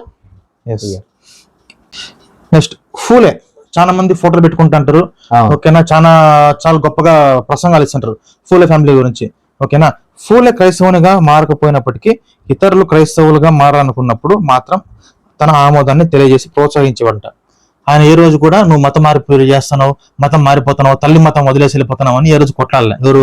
ఫూలే గారు, జ్యోతిరావు ఫూలే ఏ రోజు అనలేదు. ఆయన ఇంకా ఎంకరేజ్ చేసేవాడు. దేనికి ఎంకరేజ్? నువ్వు క్రిస్టియన్ పో, ఏం ఇబ్బంది ఏం లేదు. ఎందుకంటే హిందూ మతం, క్రైస్తవ మతం రెండు టాలీ చేస్తే ఏది బెస్ట్ అవుతుంది? క్రైస్తవ మతం తెలుస్తుంది. ఎందుకంటే ఇప్పుడు ఇండియా గవర్నమెంట్ చెప్పేస్తుంది, present India tells about the Hinduism and Christianity. ఓకేనా? Clear, very clear. Next, Pandita Ramabai Saraswati క్రైస్తవురాలుగా మారాలనుకున్నప్పుడు చాలా మంది అగ్రకులస్తులు వ్యతిరేకించారు, కానీ ఫూలే మాత్రం ఆమెను ప్రోత్సహించి మద్దతు పలికాడు. దేనికి? మత మార్పిడికి, క్రైస్తవ మతానికి, ఎడారి మతానికి, గొర్రె మతాన్ని మీరు చెప్తారు కదా. ఎవరంట? ఫూలే. ఎవరికి? రమాబాయి సరస్వతి క్రైస్తవులుగా మారినందుకు. అవునా కదా? ఇది హిస్టరీ, ఎవరు కాదని లేరు దీన్ని. నెక్స్ట్, లండన్ లో చిన్నపిల్లలు 6,000 మంది పిల్లలు కలిసి ఒక పాట పాడినారు లండన్ లో. ఎందుకు పాడినారంటే విషాద గీతం. ఇది విషాద గీతం. ఇండియాలో సతీ సహగమనం జరిగేటప్పుడు ఇప్పుడు ఒక భర్త శవం ఇక్కడ ఉంటుంది, భర్త శవం పైన చితి పైన భార్య కూర్చోబెడతారు బతికొండగానే. ఇప్పుడు భర్త భార్య ఆడున్నప్పుడు పిల్లలు ఆడుంటారు, అక్కడే ఉంటారు, చూస్తూ ఉంటారు. సో తల్లి తండ్రి ఇద్దరు ఒకేసారి చచ్చిపోయేటప్పుడు, కాల్చి చచ్చిపోయేటప్పుడు ఈ పిల్లలు చూసి తట్టుకోలేక ఎంతో మంది ఏడ్చాడు, కూర్చొని పడిపోయిన వాళ్ళు కళ్ళు తిరిగి ఎంతో మంది ఉన్నారంట బాధపడే పిల్లలు. ఈ పిల్లలన్నీ అనాథలు అయిపోతారు. వీళ్ళందరూ అనాథలే, ఇంకా చూసుకునే వాళ్ళు ఎవరు లేరు. ఇంకా ఈ అనాథల కోసమే లండన్ లో విషాద గీతం పాడండి. 6,000 మంది పిల్లలు వచ్చి పాడట. ఇది హిస్టరీ. ఇది ఒకవేళ ఇది తప్పదు అనుకుంటే లండన్ హిస్టరీ మొత్తం బయటకు వస్తుంది. మీరు కేసు పెట్టాలనుకుంటే ఈ కేసు ఇండియాలో కేసు కాదు, ఇంటర్నేషనల్ కోర్టులో కేసు వేయాలా. ఇదంతా ఎత్తుకుపోయి లండన్ మీద కేసు పెట్టాలి మీరు. లండన్ లో ఇది జరిగిందా లేదని చెప్పి ఇది మొత్తం డీటెయిల్స్ అనే ఉన్నాయి. యాన్ టైలర్, గిల్బర్ట్ హిమ్ వీళ్ళందరూ ఉన్నారు, మొత్తం డీటెయిల్స్ అనే ఉన్నాయి, ఎవరు ఏం పరిస్థితి అని చెప్పి. ఓకేనా? నెక్స్ట్, ఈ సతీ సహగమనాన్ని గవర్నమెంట్ ఆపేస్తా అంటే ఇప్పుడు ఉన్నట్టు సనాతనవాదులు మేము అది ఇది అని చెప్పారు. ఇదే బ్యాచ్ అప్పటికే ఉన్నది, అప్పట్లో కూడా ఉందన్నమాట. ఆ బ్యాచ్ వచ్చి ఏం చేశారంటే సంప్రదాయవాదులు ఎన్నో సభలు పెట్టి సహగమనాన్ని రద్దు చేయవద్దని అప్పీల్ చేసుకున్నారు. గవర్నమెంట్ అప్పీల్ చేసుకున్నారు, దయచేసి సతీ సహగమనాన్ని ఆపొద్దు, దయచేసి ఎందుకు? సహగమనాన్ని రద్దు చేస్తే హిందూ ధర్మము సమూలంగా నాశనమైపోతుందని భయపడ్డారు. అంటే వీళ్ళ అర్థం ప్రకారం ఇప్పుడు సతీ సహగమనం లేదు అంటే హిందూ మతం ఇప్పుడు లేదు. అంతే కదా? చాలా క్లియర్గా చదవండి ఒకసారి. సహగమనాన్ని రద్దు చేస్తే, సతీ సహగమనాన్ని రద్దు చేస్తే హిందూ ధర్మము సమూలంగా నాశనం అయిపోతుందని భయపడ్డారు. చూచిత్ర మనవారి స్త్రీ పూజ, కానీ వీరి ప్రార్థనలు కౌన్సిల్ వారు తోసిపుచ్చారు కనుక వీరి ఆటలు సాగలేదు. 70 డీటెయిల్స్ అన్ని ఉంటాయి అన్నమాట మొత్తం అంతా. ఓకేనా? సో వీళ్ళ ఆటలన్నీ ఏమి సాగలేదు. సతీ సహగమనాన్ని స్టాప్ చేసినారు. అంటే హిందూ ధర్మాన్ని, సనాతన ధర్మాన్ని ఏం చేసినారు? బలవంతంగా బ్రిటిష్ క్రైస్తవులు లేదా బ్రిటిష్ మిషనరీలు అందరూ కలిసి పూర్తిగా స్టాప్ చేసినారు. సో ఇప్పుడు ఉండే సనాతన ధర్మం ఏదైతే ఉందో అది బ్రాహ్మణులు వచ్చినది కాదు. బ్రాహ్మణులు ఈ సతీ సహగమనాన్ని స్టాప్ చేయలేదు. ఓకేనా? పోనీ ఆర్యులు వచ్చి ఇదేమంటారు సతీ సహగమనం స్టాప్ చేయలేదు. దీన్ని స్టాప్ చేసినది ఎవరు? క్రైస్తవులు. ఎస్, ఇది గుర్తుపెట్టుకోవాలా. పార్ట్ 1 లో చాలా మంది క్వశ్చన్ చేశారు, కామెంట్ చేశారు, పర్సనల్ గా మెసేజ్ చేశారు. ఇది హిందూ దేశం అనడానికి ఆధారం ఉంది. పురావస్తు శాఖకి ఎక్కడ పడితే అక్కడ తవ్వకాల్లో హిందూ విగ్రహాలు దొరికాయంట, దేవుని విగ్రహాలు దొరికాయంట, బౌద్ధ విగ్రహాలు, హిందూ విగ్రహాలు దొరికాయి. అయితే మీ యేసు క్రీస్తు ప్రభువారి విగ్రహాలు ఎక్కడ దొరకలేదు, కాబట్టి ఇది హిందూ దేశం అనడానికి ఇది పక్కా ఆధారం అంటున్నారు. హిందూ విగ్రహాలు ఎందుకు దొరికినాయంటే విగ్రహారాధికులు కాబట్టి వాళ్ళ విగ్రహాలు దొరుకుతాయి. క్రైస్తవులు విగ్రహారాధికులు కాదు, ఫస్ట్ పాయింట్. నెక్స్ట్, పురావస్తుకి చాలా సాక్ష్యాలు దొరికినాయి. ఏం దొరికినాయి? క్రీస్తు యొక్క అదేమంటారు పై వస్త్రం ఉంది, ఆయన ముర్ల కిరీటం ఉంది, ఆయన మేకలు ఉన్నాయి, నోవాస్ ఆర్క్ డిస్కవరీ అంటారు. ఒక రాన్ వయాట్ అనే వ్యక్తి నోవాది కానీ లేకపోతే ఎన్నో ఎన్నో ఎన్నో ఎరుకో కావచ్చు, ప్రతి ఒక్కటి కూడా ఓకేనా ఎన్నో విషయాలు పురావస్తు ఉన్నాయి. మీరు యూట్యూబ్ లో గూగుల్లో చెక్ చేస్తే ఎన్నో ఉన్నాయి, ఒకటి రెండు కాదు. ఈవెన్ బైబిల్లో ఉండే ప్రతి దేశం ఇప్పటికే ఉంది. పురావస్తుకి ఇంకేం కావాలి అంతకంటే? దేశాలే ఉన్నాయి. మీరు అడుగుతున్న ఆఫ్టర్ ఆల్ విగ్రహాలు అడుగుతున్నారు యేసుక్రీస్తుకు ఆధారాలు అని చెప్పి. యేసుక్రీస్తు పుట్టిండేది, పెరిగిండేది, యేసుక్రీస్తు సమాధి, ఆ బైబిల్లో చెప్పిండే ప్రతి దేశము, బైబిల్లో ఉండే హిస్టరీ ప్రతి ఒక్కటి భూమి పైన ఉన్నాయి. పురావస్తుకి ఇంకేం కావాలి అంతకంటే? సో 100% అన్ని ఆధారాలు ఉన్నాయి. హిందూ మతానికి క్రైస్తవ మతానికి మధ్య ఉన్న తేడా ఒక్క మాటలో మీరు చెప్పగలరు? ఖచ్చితంగా. హిందూ మతానికి క్రైస్తవ మతానికి ఉన్న డిఫరెన్స్ ఏమి అంటే వాక్యం నేను చెప్తాను. యోహాను సువార్త 4వ అధ్యాయం యోహాను సువార్త 4వ 4వ అధ్యాయం 22వ వచనం. మీరు మీకు తెలియని దానిని ఆరాధించువారు, మేము మాకు తెలిసిన దానిని ఆరాధించువారు. ఇంతకు మించి ఇంకా తేడా ఏం చెప్పాలా? హిందువులు 33 కోట్ల దేవతలు, నువ్వు ఎందుకు పూజ చేస్తున్నావు, ఎందుకు ముక్కుతున్నావు, ఆ చెట్టుని ఎందుకు ముక్కుతున్నావు, ఈ రాయిని ఎందుకు ముక్కుతున్నావు అంటే నో ఆన్సర్. మా తాత మొక్కినాడు, మా తాత మొక్కినాడు, మా పిన్నమ్మ మొక్కింది, కథలు చెప్పాల్సింది తప్ప వాళ్ళకి అంత మించి ఇంకేం తెలియదు. ఇంకా ఆ రాయికి ఏం చెప్తారు, చరిత్ర ఏం చెప్తారు, ఇంకా ఓ చెట్టు కింద రాయికి ఏం చెప్పలేరు వాళ్ళు. సో వాళ్ళు తెలియని దానిని ఆరాధిస్తున్నారు. మనం ఏం చేసినాం, మనకు తెలిసిన దాన్ని, మనకి యేసుక్రీస్తు తెలుసు, మనకు చరిత్ర తెలుసు, బైబిల్ తెలుసు, జ్ఞానం తెలుసు మనకు. అది డిఫరెన్స్ హిందువులకి క్రిస్టియన్స్ కి. ఇంకో క్వశ్చన్ ఏంటంటే, క్రిస్టియానిటీ ముందా, హిందుత్వం ముందా? హిందూ మతం ముందా లేదా క్రైస్తవ మతం ముందా, ఏది ముందు వచ్చిందని డౌట్. ఓకే, క్రైస్తవ మతం ముందా హిందూ మతం ముందా అని మీరు అడిగినారు, చాలా మంచిది. 1 పేతురు 3వ అధ్యాయం 15వ వచనంలో, నిర్మలమైన మనస్సాక్షి కలిగిన వారే మీలో ఉన్న నిరీక్షణను గూర్చి మిమ్మును హేతు అడుగు. మిమ్మల్ని హేతు అంటే కారణం, ఓకేనా, రీజన్. హేతు అడుగు ప్రతివానికి సాత్వికముతోను భయముతోను సమాధానము చెప్పుటకు ఎల్లప్పుడూ సిద్ధంగా ఉండుడి. ఓకేనా, మీరు అడిగినారు ఏది ముందని చెప్పి, క్రైస్తవ మతమా హిందూ మతం అని చెప్పి అడిగినారు కాబట్టి కంపల్సరీ దానికి ప్రూఫ్ అనేది చూపించాలి. ఓకేనా, యోహాను సువార్త 8వ అధ్యాయం 58వ వచనంలో యేసుక్రీస్తు ఏమని చెప్తున్నారంటే, అబ్రహాము పుట్టక మునిపే నేను ఉన్నానని మీతో నిశ్చయంగా చెప్పుచున్నాను. అబ్రహాం ఎప్పుడున్నాడు? క్రీస్తు పూర్వం. అబ్రహాం కంటే ముందే ఎవరున్నారు? యేసుక్రీస్తు ఉన్నారు. ఫస్ట్ ఇది గుర్తుపెట్టుకోండి, ఇంకా ముందు చూపిస్తాను. ఇంకా యెషయా గ్రంథం, ఇక్కడ యెషయా గ్రంథము 7వ అధ్యాయం 14వ వచనం. యెషయా 7వ అధ్యాయం 14వ వచనం. కాబట్టి ప్రభువు తానే ఒక సూచన మీకు చూపును, ఆలకించుడు, కన్యక గర్భవతి కుమారుని కని అతనికి ఇమ్మానుయేలను పేరు పెట్టాను. ఇది ఎప్పుడు చెప్పినారు? క్రీస్తు పూర్వం. యేసుక్రీస్తు కంటే కొన్ని వందల సంవత్సరాల కిందటే చెప్పినారు. సో యేసుక్రీస్తు ఎప్పుడున్నాడు? యేసుక్రీస్తు చరిత్ర ఎప్పటిది? క్రీస్తు శకంది కాదు, క్రీస్తు పూర్వమే జరిగిపోయింది. యెషయా కంటే ముందు అబ్రహాం అక్కడ నెరవేర్చబడింది, అక్కడే అంతే. క్రిస్టియానిటీ అప్పటికే వచ్చేసింది, కానీ కొంచెం టైం ప్రాసెస్ పట్టింది అనమాట. ఓకేనా, డెలివరీకి ఆల్రెడీ ఆఫీస్కి వచ్చేసింది, మన చేతికి వచ్చేకి టైం పట్టింది. ఓకేనా, అది నెక్స్ట్ దానియేలు గ్రంథము 9వ అధ్యాయం 25వ వచనం. యెరూషలేమును మరలా కట్టించి వచ్చిన ఆజ్ఞ బయలుదేరిన సమయం మొదలుకొని అభిషిక్తుడు అంటే ఎవరు? యేసుక్రీస్తు.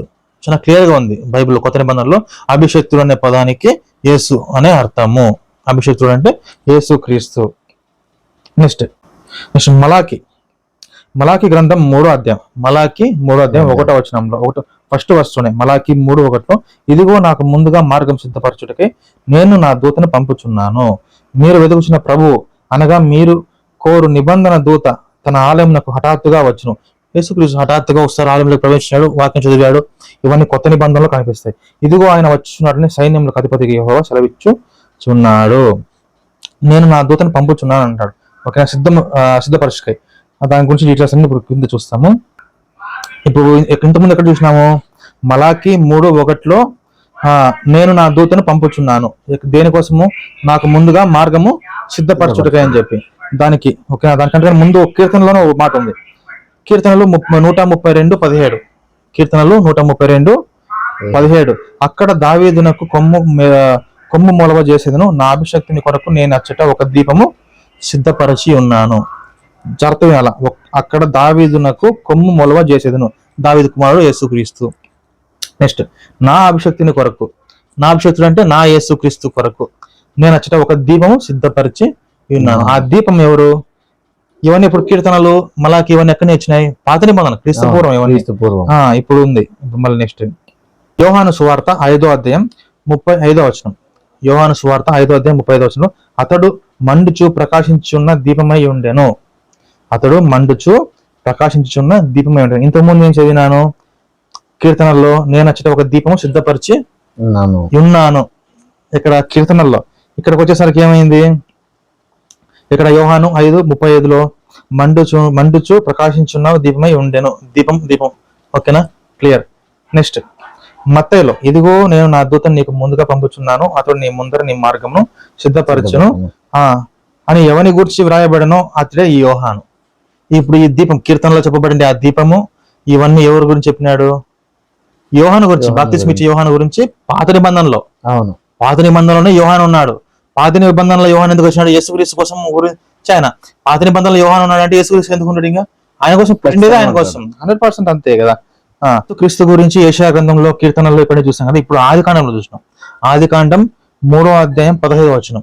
ఆది కాండంలోనే 3వ అధ్యాయం 15వ వచనంలో, మరియు నీకును స్త్రీకిని నీ సంతానమునకును ఆమె సంతానమునకును వైరము కలుగజేసేదును, అది నిన్ను తల మీద కొట్టును, నీవు దాని మడిమి మీద కొట్టుదు అని చెప్పాను.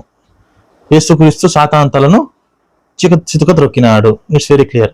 శిలువ మ్రాణ మీద యేసుక్రీస్తు సాతాన్ని ఓడించినాడు, ఘట సర్పాన్ని ఓడించినాడు. సో యేసుక్రీస్తు గురించి ఆది కాండంలోనే ప్రవచనం ఉంది. It's very clear.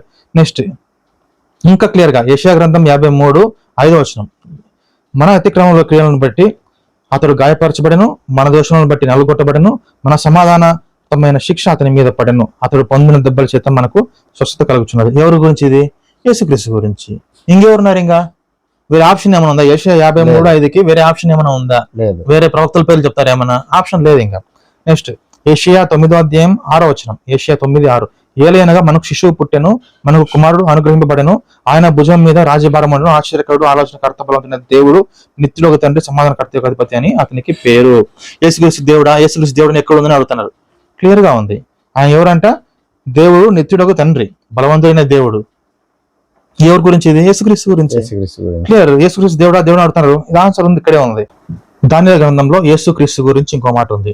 ఇప్పుడు ఏదైతే మనం క్రీస్తు పూర్వం, క్రీస్తు శకం అని ప్రపంచం మొత్తం విడిపోయిందో, క్రీస్తు పూర్వము, క్రీస్తు శకం అని చెప్పి దానియేలు గ్రంథంలో ఈ ప్రవచనం ఉంది. 7:14, యేసుక్రీస్తు ముందే ఉన్నాడు అని చెప్పి ఇవన్నీ రుజువులు. సకల జనులను, రాష్ట్రములను, సకల జనులు అంటే ప్రపంచవ్యాప్తంగా ఉండే జనులు. నెక్స్ట్ రాష్ట్రములు, సకల రాష్ట్రాలు, ఆయా భాషలు, ఏ భాష అయినా కానీ, ఆయా భాషలు మాట్లాడు వారును ఆయనను సేవించినట్లు ప్రభుత్వమును, మహిమయు, ఆధిపత్యమును ఆయనకి ఇయ్యబడెను. యేసుక్రీస్తుకు తప్ప భూమి మీద ఎవరికైనా అధికారం ఉందా? లేదు. ఏ సర్టిఫికెట్ మీద కానీ క్రీస్తు పూర్వం, క్రీస్తు శకం తీసి వేరేది పెట్టేకి అధికారం ఉందా? లేదు. చరిత్రను ఇది హిస్టరీ అంటే. ఆయన రాజ్యము ఎప్పుడును లయము కాదు. Very clear. నెక్స్ట్ యేసుక్రీస్తు ముందే ఉన్నాడు.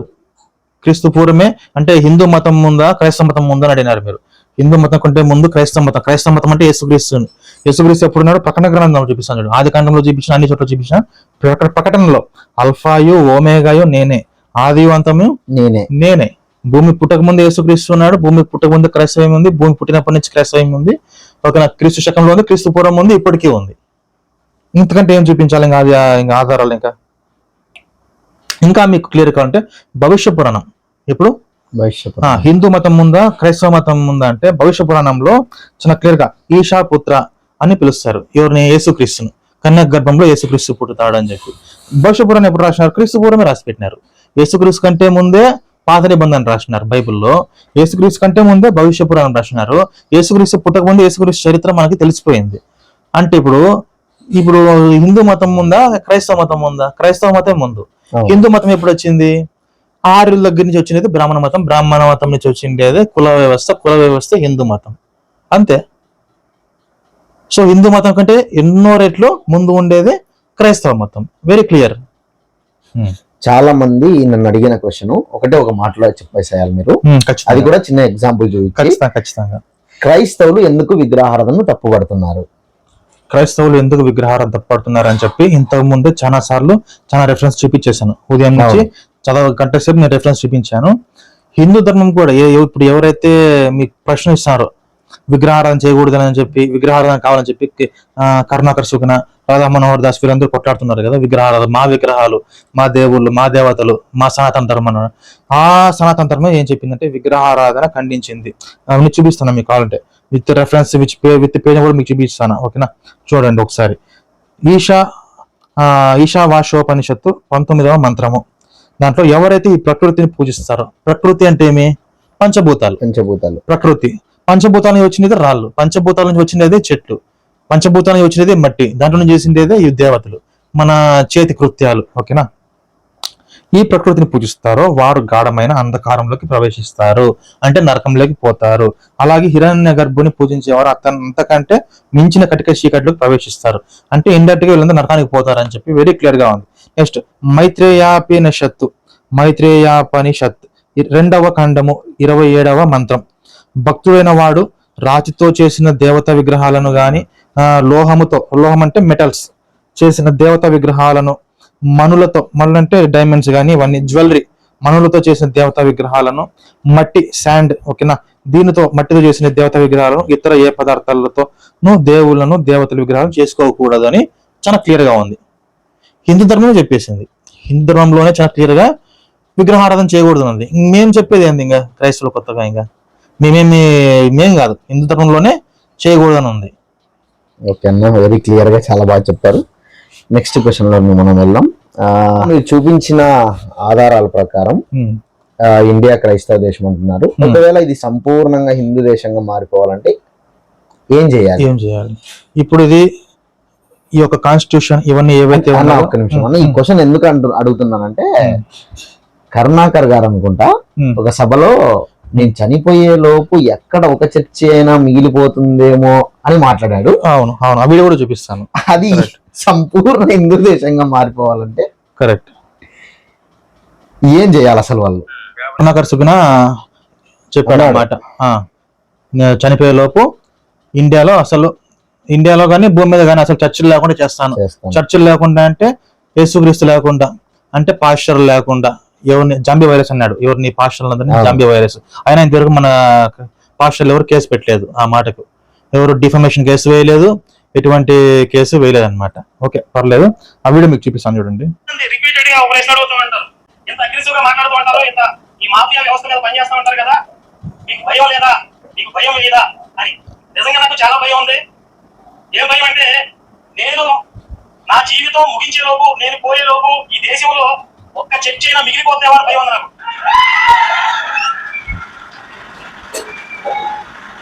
ఒక్క పాస్టర్ గానైనా ఒక జాంబీ వైరస్ అయినా మిగిలిపోతారేమో భయపడుతూ ఉంటాను ప్రతిక్షణం. సంపూర్ణంగా నా భారతదేశం నుండి ఈ మాఫియాని తరిమి పట్టడమే నా జీవిత ఆశయంగా బతుకుతున్నాను. ఇందులో ఎలాంటి భయానికి వెలుపలికి తావు లేదు. సో ఏం చెప్తానేది ఏమంటే, కరుణాకర్ సుగుణ ఇండియాలో నుంచి పూర్తిగా క్రైస్తవం వెళ్ళిపోవాలా, అంటే హిందూ మొత్తం పూర్తిగా హిందూ దేశంగా మారిపోవాలని చెప్పి. సరే మంచిదే, ఒకవేళ అట్లా చేయాలంటే ఫస్ట్ పాయింట్ అయినా మైక్ వాడకూడదు. మైక్ అంటే ఆ మైక్ సౌండ్ సిస్టమ్ పెట్టింది ఎవరు? ఆ మైక్రోఫోన్ కానీ ఇవన్నీ వెస్టర్న్ కంట్రీస్ వచ్చినవి. ఇండియాలో బాగా కనబెట్టలేదు, బ్రాహ్మిన్స్ కనబెట్టలేదు, ఇవన్నీ స్టాప్ చేయాలా. ఈయన తిరిగే కార్ ఏదైతే ఉందో, కార్ కి పెట్రోల్ ఎక్కడి నుంచి వస్తుంది? ఫారిన్ నుంచి కంటే ఇండియాలో పెట్రోల్ రాదాడ. ఇండియాలో పెట్రోల్ దొరుకుతుందా? దొరకదు. ఆ కార్స్ ఎవరు కనిపెట్టినారు? అసలు కార్ కనిపెట్టినది ఎవరు? విదేశీయులు. అది స్టాప్ చేయాలి, ఇవన్నీ వాడకూడదు. ఇట్లా చెప్తా చాలా ఉన్నాయి. నెక్స్ట్ ముఖ్యంగా హిందూ దేశంగా పూర్తిగా మార్చాలంటే బ్రిటిష్ గవర్నమెంట్ ఏదైతే స్టాప్ చేసింది, ఇంతవరకు నేను చెప్పాను కదా, అబాలిషన్ యాక్ట్స్, ఇవన్నీ అమలు చేయాలా. స్లేవరీ కావచ్చు, సతీసగం కావచ్చు, లేదంటే ఎన్నో ఇప్పుడు చెప్పిండే ప్రతి ఒక్కటి విషయం కూడా మళ్ళీ ఏం చేయాలా, మళ్ళీ ఇంకోసారి రీస్టార్ట్ చేయాలి. మొత్తం ప్రతి ఒక్కటి స్టార్ట్ చేయాలి. అప్పుడు హిందూ దేశంగా ఇది మారుతుంది. అంతేగాని ఇట్లా మీటింగ్లు పెట్టి మైకుల్లో ఊరిని అరుస్తే మారదు. చట్టం చేయాలా. ఇండియాలో హిందూ ధర్మాన్ని, హిందూ గ్రంథాలు ఓపెన్ చేసి చదివి ఇవన్నీ అమలు చేయాలా. ఈ బుక్స్ లో ఉండేటివే కాదు, బ్రిటిష్ గవర్నమెంట్ స్టాప్ చేసింది, ఏదైతే స్టాప్ చేసిందో ఈ ఆచారాలు, ఏది చిన్న పిల్లలను చంపడము, నరబలులు, ఇవన్నీ చెరక్ పూజలో శూద్ర బలులు, ఇవన్నీ ఏం చేయాలి, మళ్ళీ రీస్టార్ట్ చేయాలి. దేవదాసి, ప్రతి ఊర్లో దేవదాసులు ఉండాలా కంపల్సరీ. ప్రతి ఊర్లో ప్రతి గుళ్ళో దేవదాసులకి. దీన్ని బట్టి ఇవన్నీ రీస్టార్ట్ చేయాలంటే ఈ కరుణాకర్ సుగుణ గారు మాట్లాడింది ఒక కళగా మిగిలిపోతుంది. ఇంకోటి, ఇలాంటి వాళ్ళు ముందుకు వచ్చి ఇవన్నీ చేపించి అప్పుడు ఈ లేడీస్ ఒప్పుకుంటారా? ప్రస్తుతం ఉన్న ఆడవాళ్ళు గాని, మగవాళ్ళు గాని, హిందువులు గాని ఆ చట్టాలు మళ్ళీ అమలు చేస్తే ఎవరైనా ఒప్పుకుంటారు? పరిస్థితిలో ఒప్పుకోరు. సో ఎప్పటికీ ఇండియా హిందూ దేశంగా కాదు, ఎప్పటికీ క్రైస్తవ దేశంగా ఉండాల్సింది తప్ప ఇండియా ఎప్పటికీ పూర్తి సంపూర్ణ హిందూ దేశంగా మారదు. చివరి క్వశ్చన్, మనం ఈ క్వశ్చన్ తో ఇక ఈ పార్ట్ లో ముగించబోతున్నాం. చాలా మంచి ఆధారాలు చూపించారు, ఎవిడెన్సెస్ చాలా చూపించారు. ఇంకా దీన్ని చూసినా కూడా జ్ఞానోదయం కలగకపోతే ఇక వాళ్ళని దేవుడు వచ్చి కూడా కాపాడలేడు, మార్చలేడు. అయితే అన్న చివరి క్వశ్చన్, మీరు చెప్పినట్లు ఇది క్రైస్తవ దేశం, ఒక సాటి క్రైస్తవునిగా నేను మిమ్మల్ని అడుగుతున్నాను, ఇది క్రైస్తవ దేశం అయినప్పుడు అక్కడక్కడ క్రైస్తవుల మీద దాడులు జరుగుతున్నాయి. దీని గురించి మీరు ఒక్క మాటలో ఏం చెప్తారు? క్రైస్తవుల మీద దాడి ఇప్పుడు కాదండి జరిగేది, యేసుక్రీస్తునే జరిగింది. యేసుక్రీస్తు మీద జరిగింది. యేసుక్రీస్తును అపవాది కొండపైనకి గోపురం మీద తీసుకొని వెళ్ళి మొత్తం లోకరాజ్యాలు మహిమలని చూపించి, నాకు ఒక్కసారి నమస్కరించు, నాకు ఒక్కసారి నమస్కరించి మొత్తం నీకు ఇచ్చేస్తా. ఈ రోజు కూడా వీళ్ళు ఏమంటారు, దాడి చేసి బొట్టు పెట్టి జై శ్రీరామ్ చెప్పు వదిలేస్తాం, జై శ్రీరామ్ చెప్తే వదిలేస్తాం. నువ్వు యేసుక్రీస్తుని మొక్కు, చర్చికి పో, కానీ చర్చిలో దాంతో పాటు అన్ని పెట్టాలా, ఏదే విగ్రహాలు పెట్టుకుని దాంతో పాటు గుంపులో గోవింద అన్నట్టు దాని యేసుక్రీస్తుని మొక్కో, అన్ని దేవతలను పూజించి దాంట్లో యేసుక్రీస్తుని పూజించుకో అని చెప్పి వీళ్ళ యొక్క పరిస్థితి. అది అర్థమైందా? ఈ పరిస్థితి మనది కాదు, యేసుక్రీస్తుకి డైరెక్ట్ గా వచ్చింది. ఎవరి దగ్గర నుంచి? సాతాన్ దగ్గర నుంచి డైరెక్ట్ గా వచ్చింది, యేసుక్రీస్తుగా వచ్చింది, మనకెందుకు రాదు? ఓకేనా? చరిత్రలో ఇంకా కొన్ని మీకు చూపిస్తాను, ఒకసారి చూడండి. ఇది వచ్చేసి అప్పట్లోనే, ఇది ఎప్పుడు జరిగిందంటే 18th century. హిందువులకు చాలా కడుపు మంటగా నుండెను. కావున రామదండను పేరుతో ఒక సమాజము వారు బయలుదేరి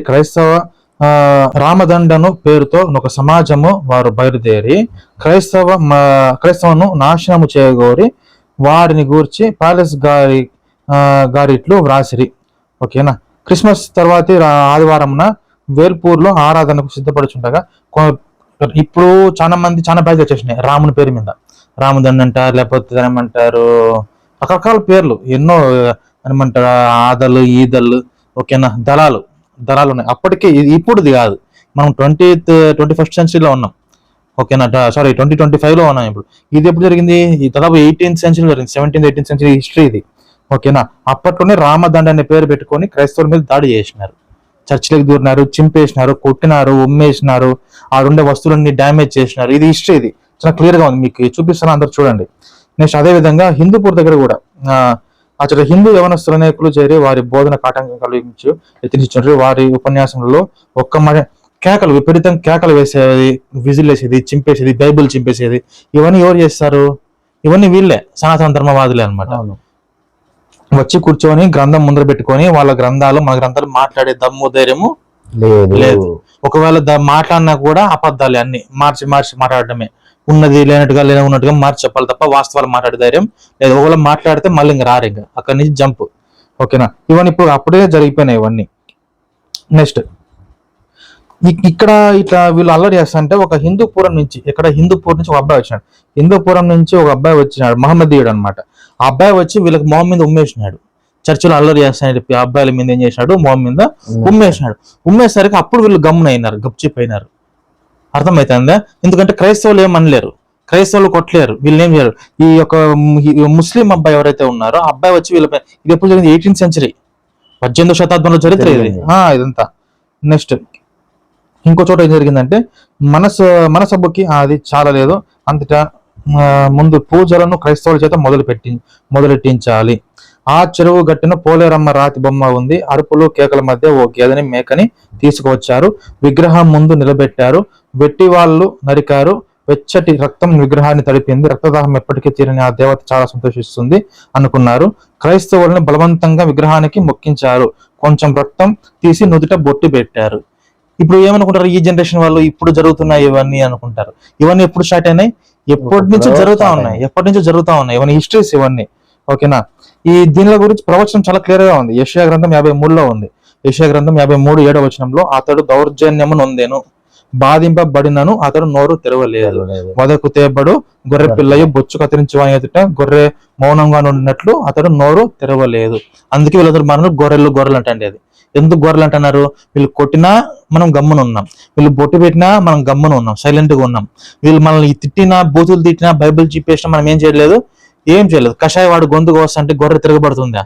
అదే పులికి గొంతు కోయమను, సింహాన్ని గొంతు కోయమని చెప్పు, కోస్తారా?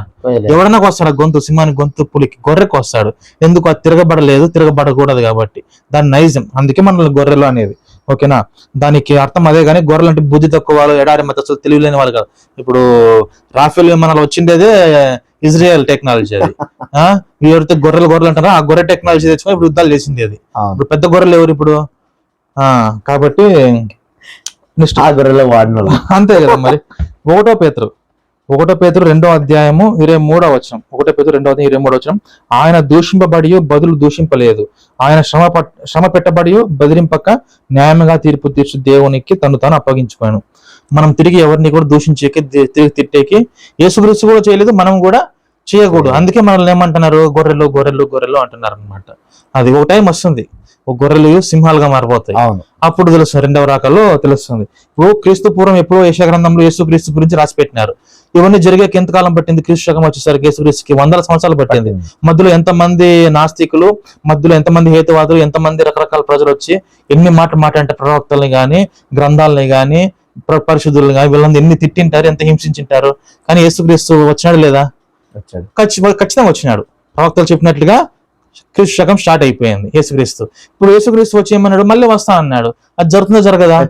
ఇన్ని జరిగినాయి అంటే ఖచ్చితంగా జరుగుతుంది. ఇది మినిమం కామన్ సెన్స్. ఇది PhD అవసరం లేదు, మినిమం సెన్స్ ఉంటే చాలు. అర్థమైందా?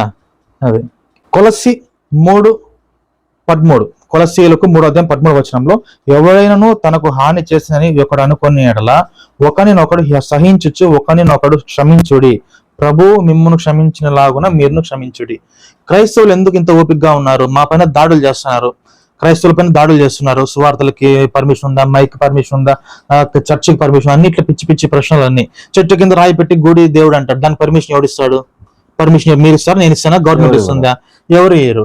ఎక్కడ పడితే అక్కడ రాళ్ళు పెట్టేసి గుళ్ళు అనేస్తారు, దేవుళ్ళు అనేస్తారు. దానికి పర్మిషన్ ఉంది, ఎవరిని ఇస్తాడా? ఎవరు ఇయ్యరు. చర్చికి పర్మిషన్ ఏది మరి? ప్రార్థన చేసుకుంటే పర్మిషన్ ఎందుకు? ఇవన్నీ ఏదైనా పిచ్చి మాటలు ఇవన్నీ, ఓకేనా? కానీ అయినా భరిస్తున్నాం. ఇన్ని దాడులు చేస్తున్నా కూడా లీగల్ గా, ఇల్లీగల్ గా, 2 రకాలుగా దాడులు చేస్తున్నారు. అఫీషియల్ గా దాడి, అన్అఫీషియల్ గా దాడి, లీగల్ గా దాడి, ఇల్లీగల్ గా దాడి చేస్తున్నారు. అయినా కూడా ఎందుకు భరిస్తున్నామంటే కొలస్సీ 3:13. మనం ఏం చేయాలా? కీడుకు ప్రతి కీడు చేయకూడదు. చాలా క్లియర్ గా ఉంది. హాని చేసినని ఒకరు అనుకుని ఎడలా ఒకరినొకరు సహించాలా, ఒకరినొకరు క్షమించుడి. అది బైబుల్ నేర్పించింది.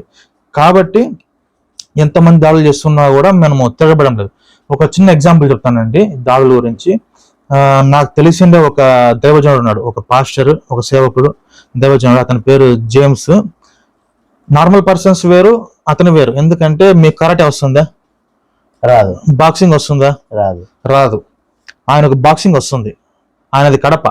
ఆయన బాక్సింగ్ మాస్టర్. ఆయన కరాటే వస్తుంది. మార్షల్ ఆర్ట్స్ లో ఆయన బాగా ఆరితేరిన వ్యక్తి, మంచి ఫైటర్. ఆయన మంచి ఫైటర్. నా వృష్టికి డబల్ ఉంటుంది, నా హ్యాండ్ పవర్ కి నా వృష్టికి ఆయన డబల్ హ్యాండ్ ఉంటుంది అనమాట. ఆయన కొట్టాలనుకుంటే 100 మందిని కొట్టగలడు. ఆయన పర్సనాలిటీ చూస్తే అర్థమైపోతుంది, ఈయన మామూలు మనిషి కాదు, హీస్ ఏ ఫైటర్ అని. ఆయన చేతులు చూస్తే తెలిసిపోతుంది అనమాట, ఆయన హ్యాండ్ చూస్తే. ఆ సేవకుని, ఆ పాస్టర్ని ఎంతో మంది ఎన్నోసార్లు దాడులు చేసినారు, కొట్టినారు, తిట్టినారు, ఎన్నో జరిగినాయి. ఏ రోజు కూడా ఆయన ఎవరిని కొట్టలేదు, తిట్టలేదు, ఏం మాట్లాడలేదు. కొట్టించుకున్నాడు, తిట్టించుకున్నాడు. ఎందుకు? దేవుని ప్రేమను బట్టి క్షమించినాడు. ఆయన తిరిగి కొట్టాలనుకుంటే కొట్టలేడా? కొట్టచ్చు. ఆయన ఆయన తిరిగి కొడితే మా వాళ్ళు బతుకుతారా? బతకరు. బాక్సింగ్, కరాటే ఎన్నో, వాళ్ళ కడప వాళ్ళది. ఆ ఫిజికే హెవీ ఫిజిక్. ఆయన ఫిజిక్, నా హ్యాండ్ డబల్ హ్యాండ్ ఆయన హ్యాండ్, ఓకేనా? వాళ్ళ ఫ్యామిలీ అంతా మిలిటరీ, అంతా ఆర్మీ ఫ్యామిలీ మొత్తం అంతా వాళ్ళు. సో వాళ్ళు ఎందుకు అలా గొర్రెల్లాగా అయిపోయినారంటే, గొర్రె వల్ల మౌనంగా ఎలా ఉన్నారంటే యేసుక్రీస్తుని బట్టి వాళ్ళు ఎలా ఉన్నారు? మౌనంగా ఉన్నారు. అది అందుకోసం మేము తిరిగి దాడులు చేయడం లేదు. ఒక వాక్యం చూపిస్తానండి మీకు, ఎందుకు దాడులు చేస్తున్నారు, దాడులు చేస్తున్నా మేము ఎందుకు ఊరినే ఉన్నామంటే, ప్రకటన గ్రంథం 6వ అధ్యాయం 11వ వచనంలో, తెల్లని వస్త్రము వారిలో ప్రతివానికి ఇయ్యబడెను, మరియు వారి వల్లనే చంపబడబో వారి అందరి సహదాసుల యొక్కయు సహోదరుల యొక్క లెక్క పూర్తి అయ్యే వరకు ఇంకా కొంచెం కాలము విశ్రమింపవాలని వారితో చెప్పాను.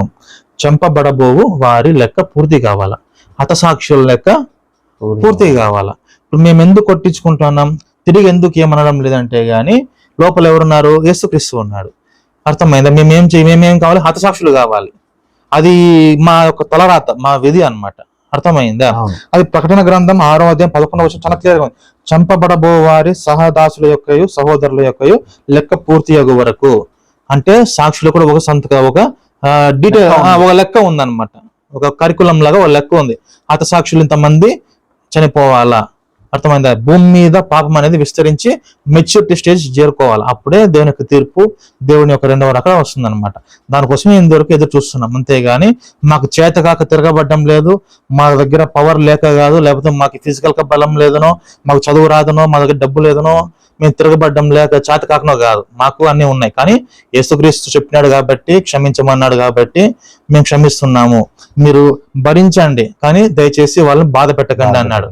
కాబట్టే భరిస్తున్నాం. కొడుతున్నారు, కొట్టించుకుంటున్నాం, తిడుతున్నారు, తిట్టించుకుంటున్నాం. అంతేగాని మేము గొర్రెలమే, యేసుక్రీస్తు గొర్రెలమే కానీ పిచ్చి గొర్రెలం కాదు, చేతగాని గొర్రెలం కాదు.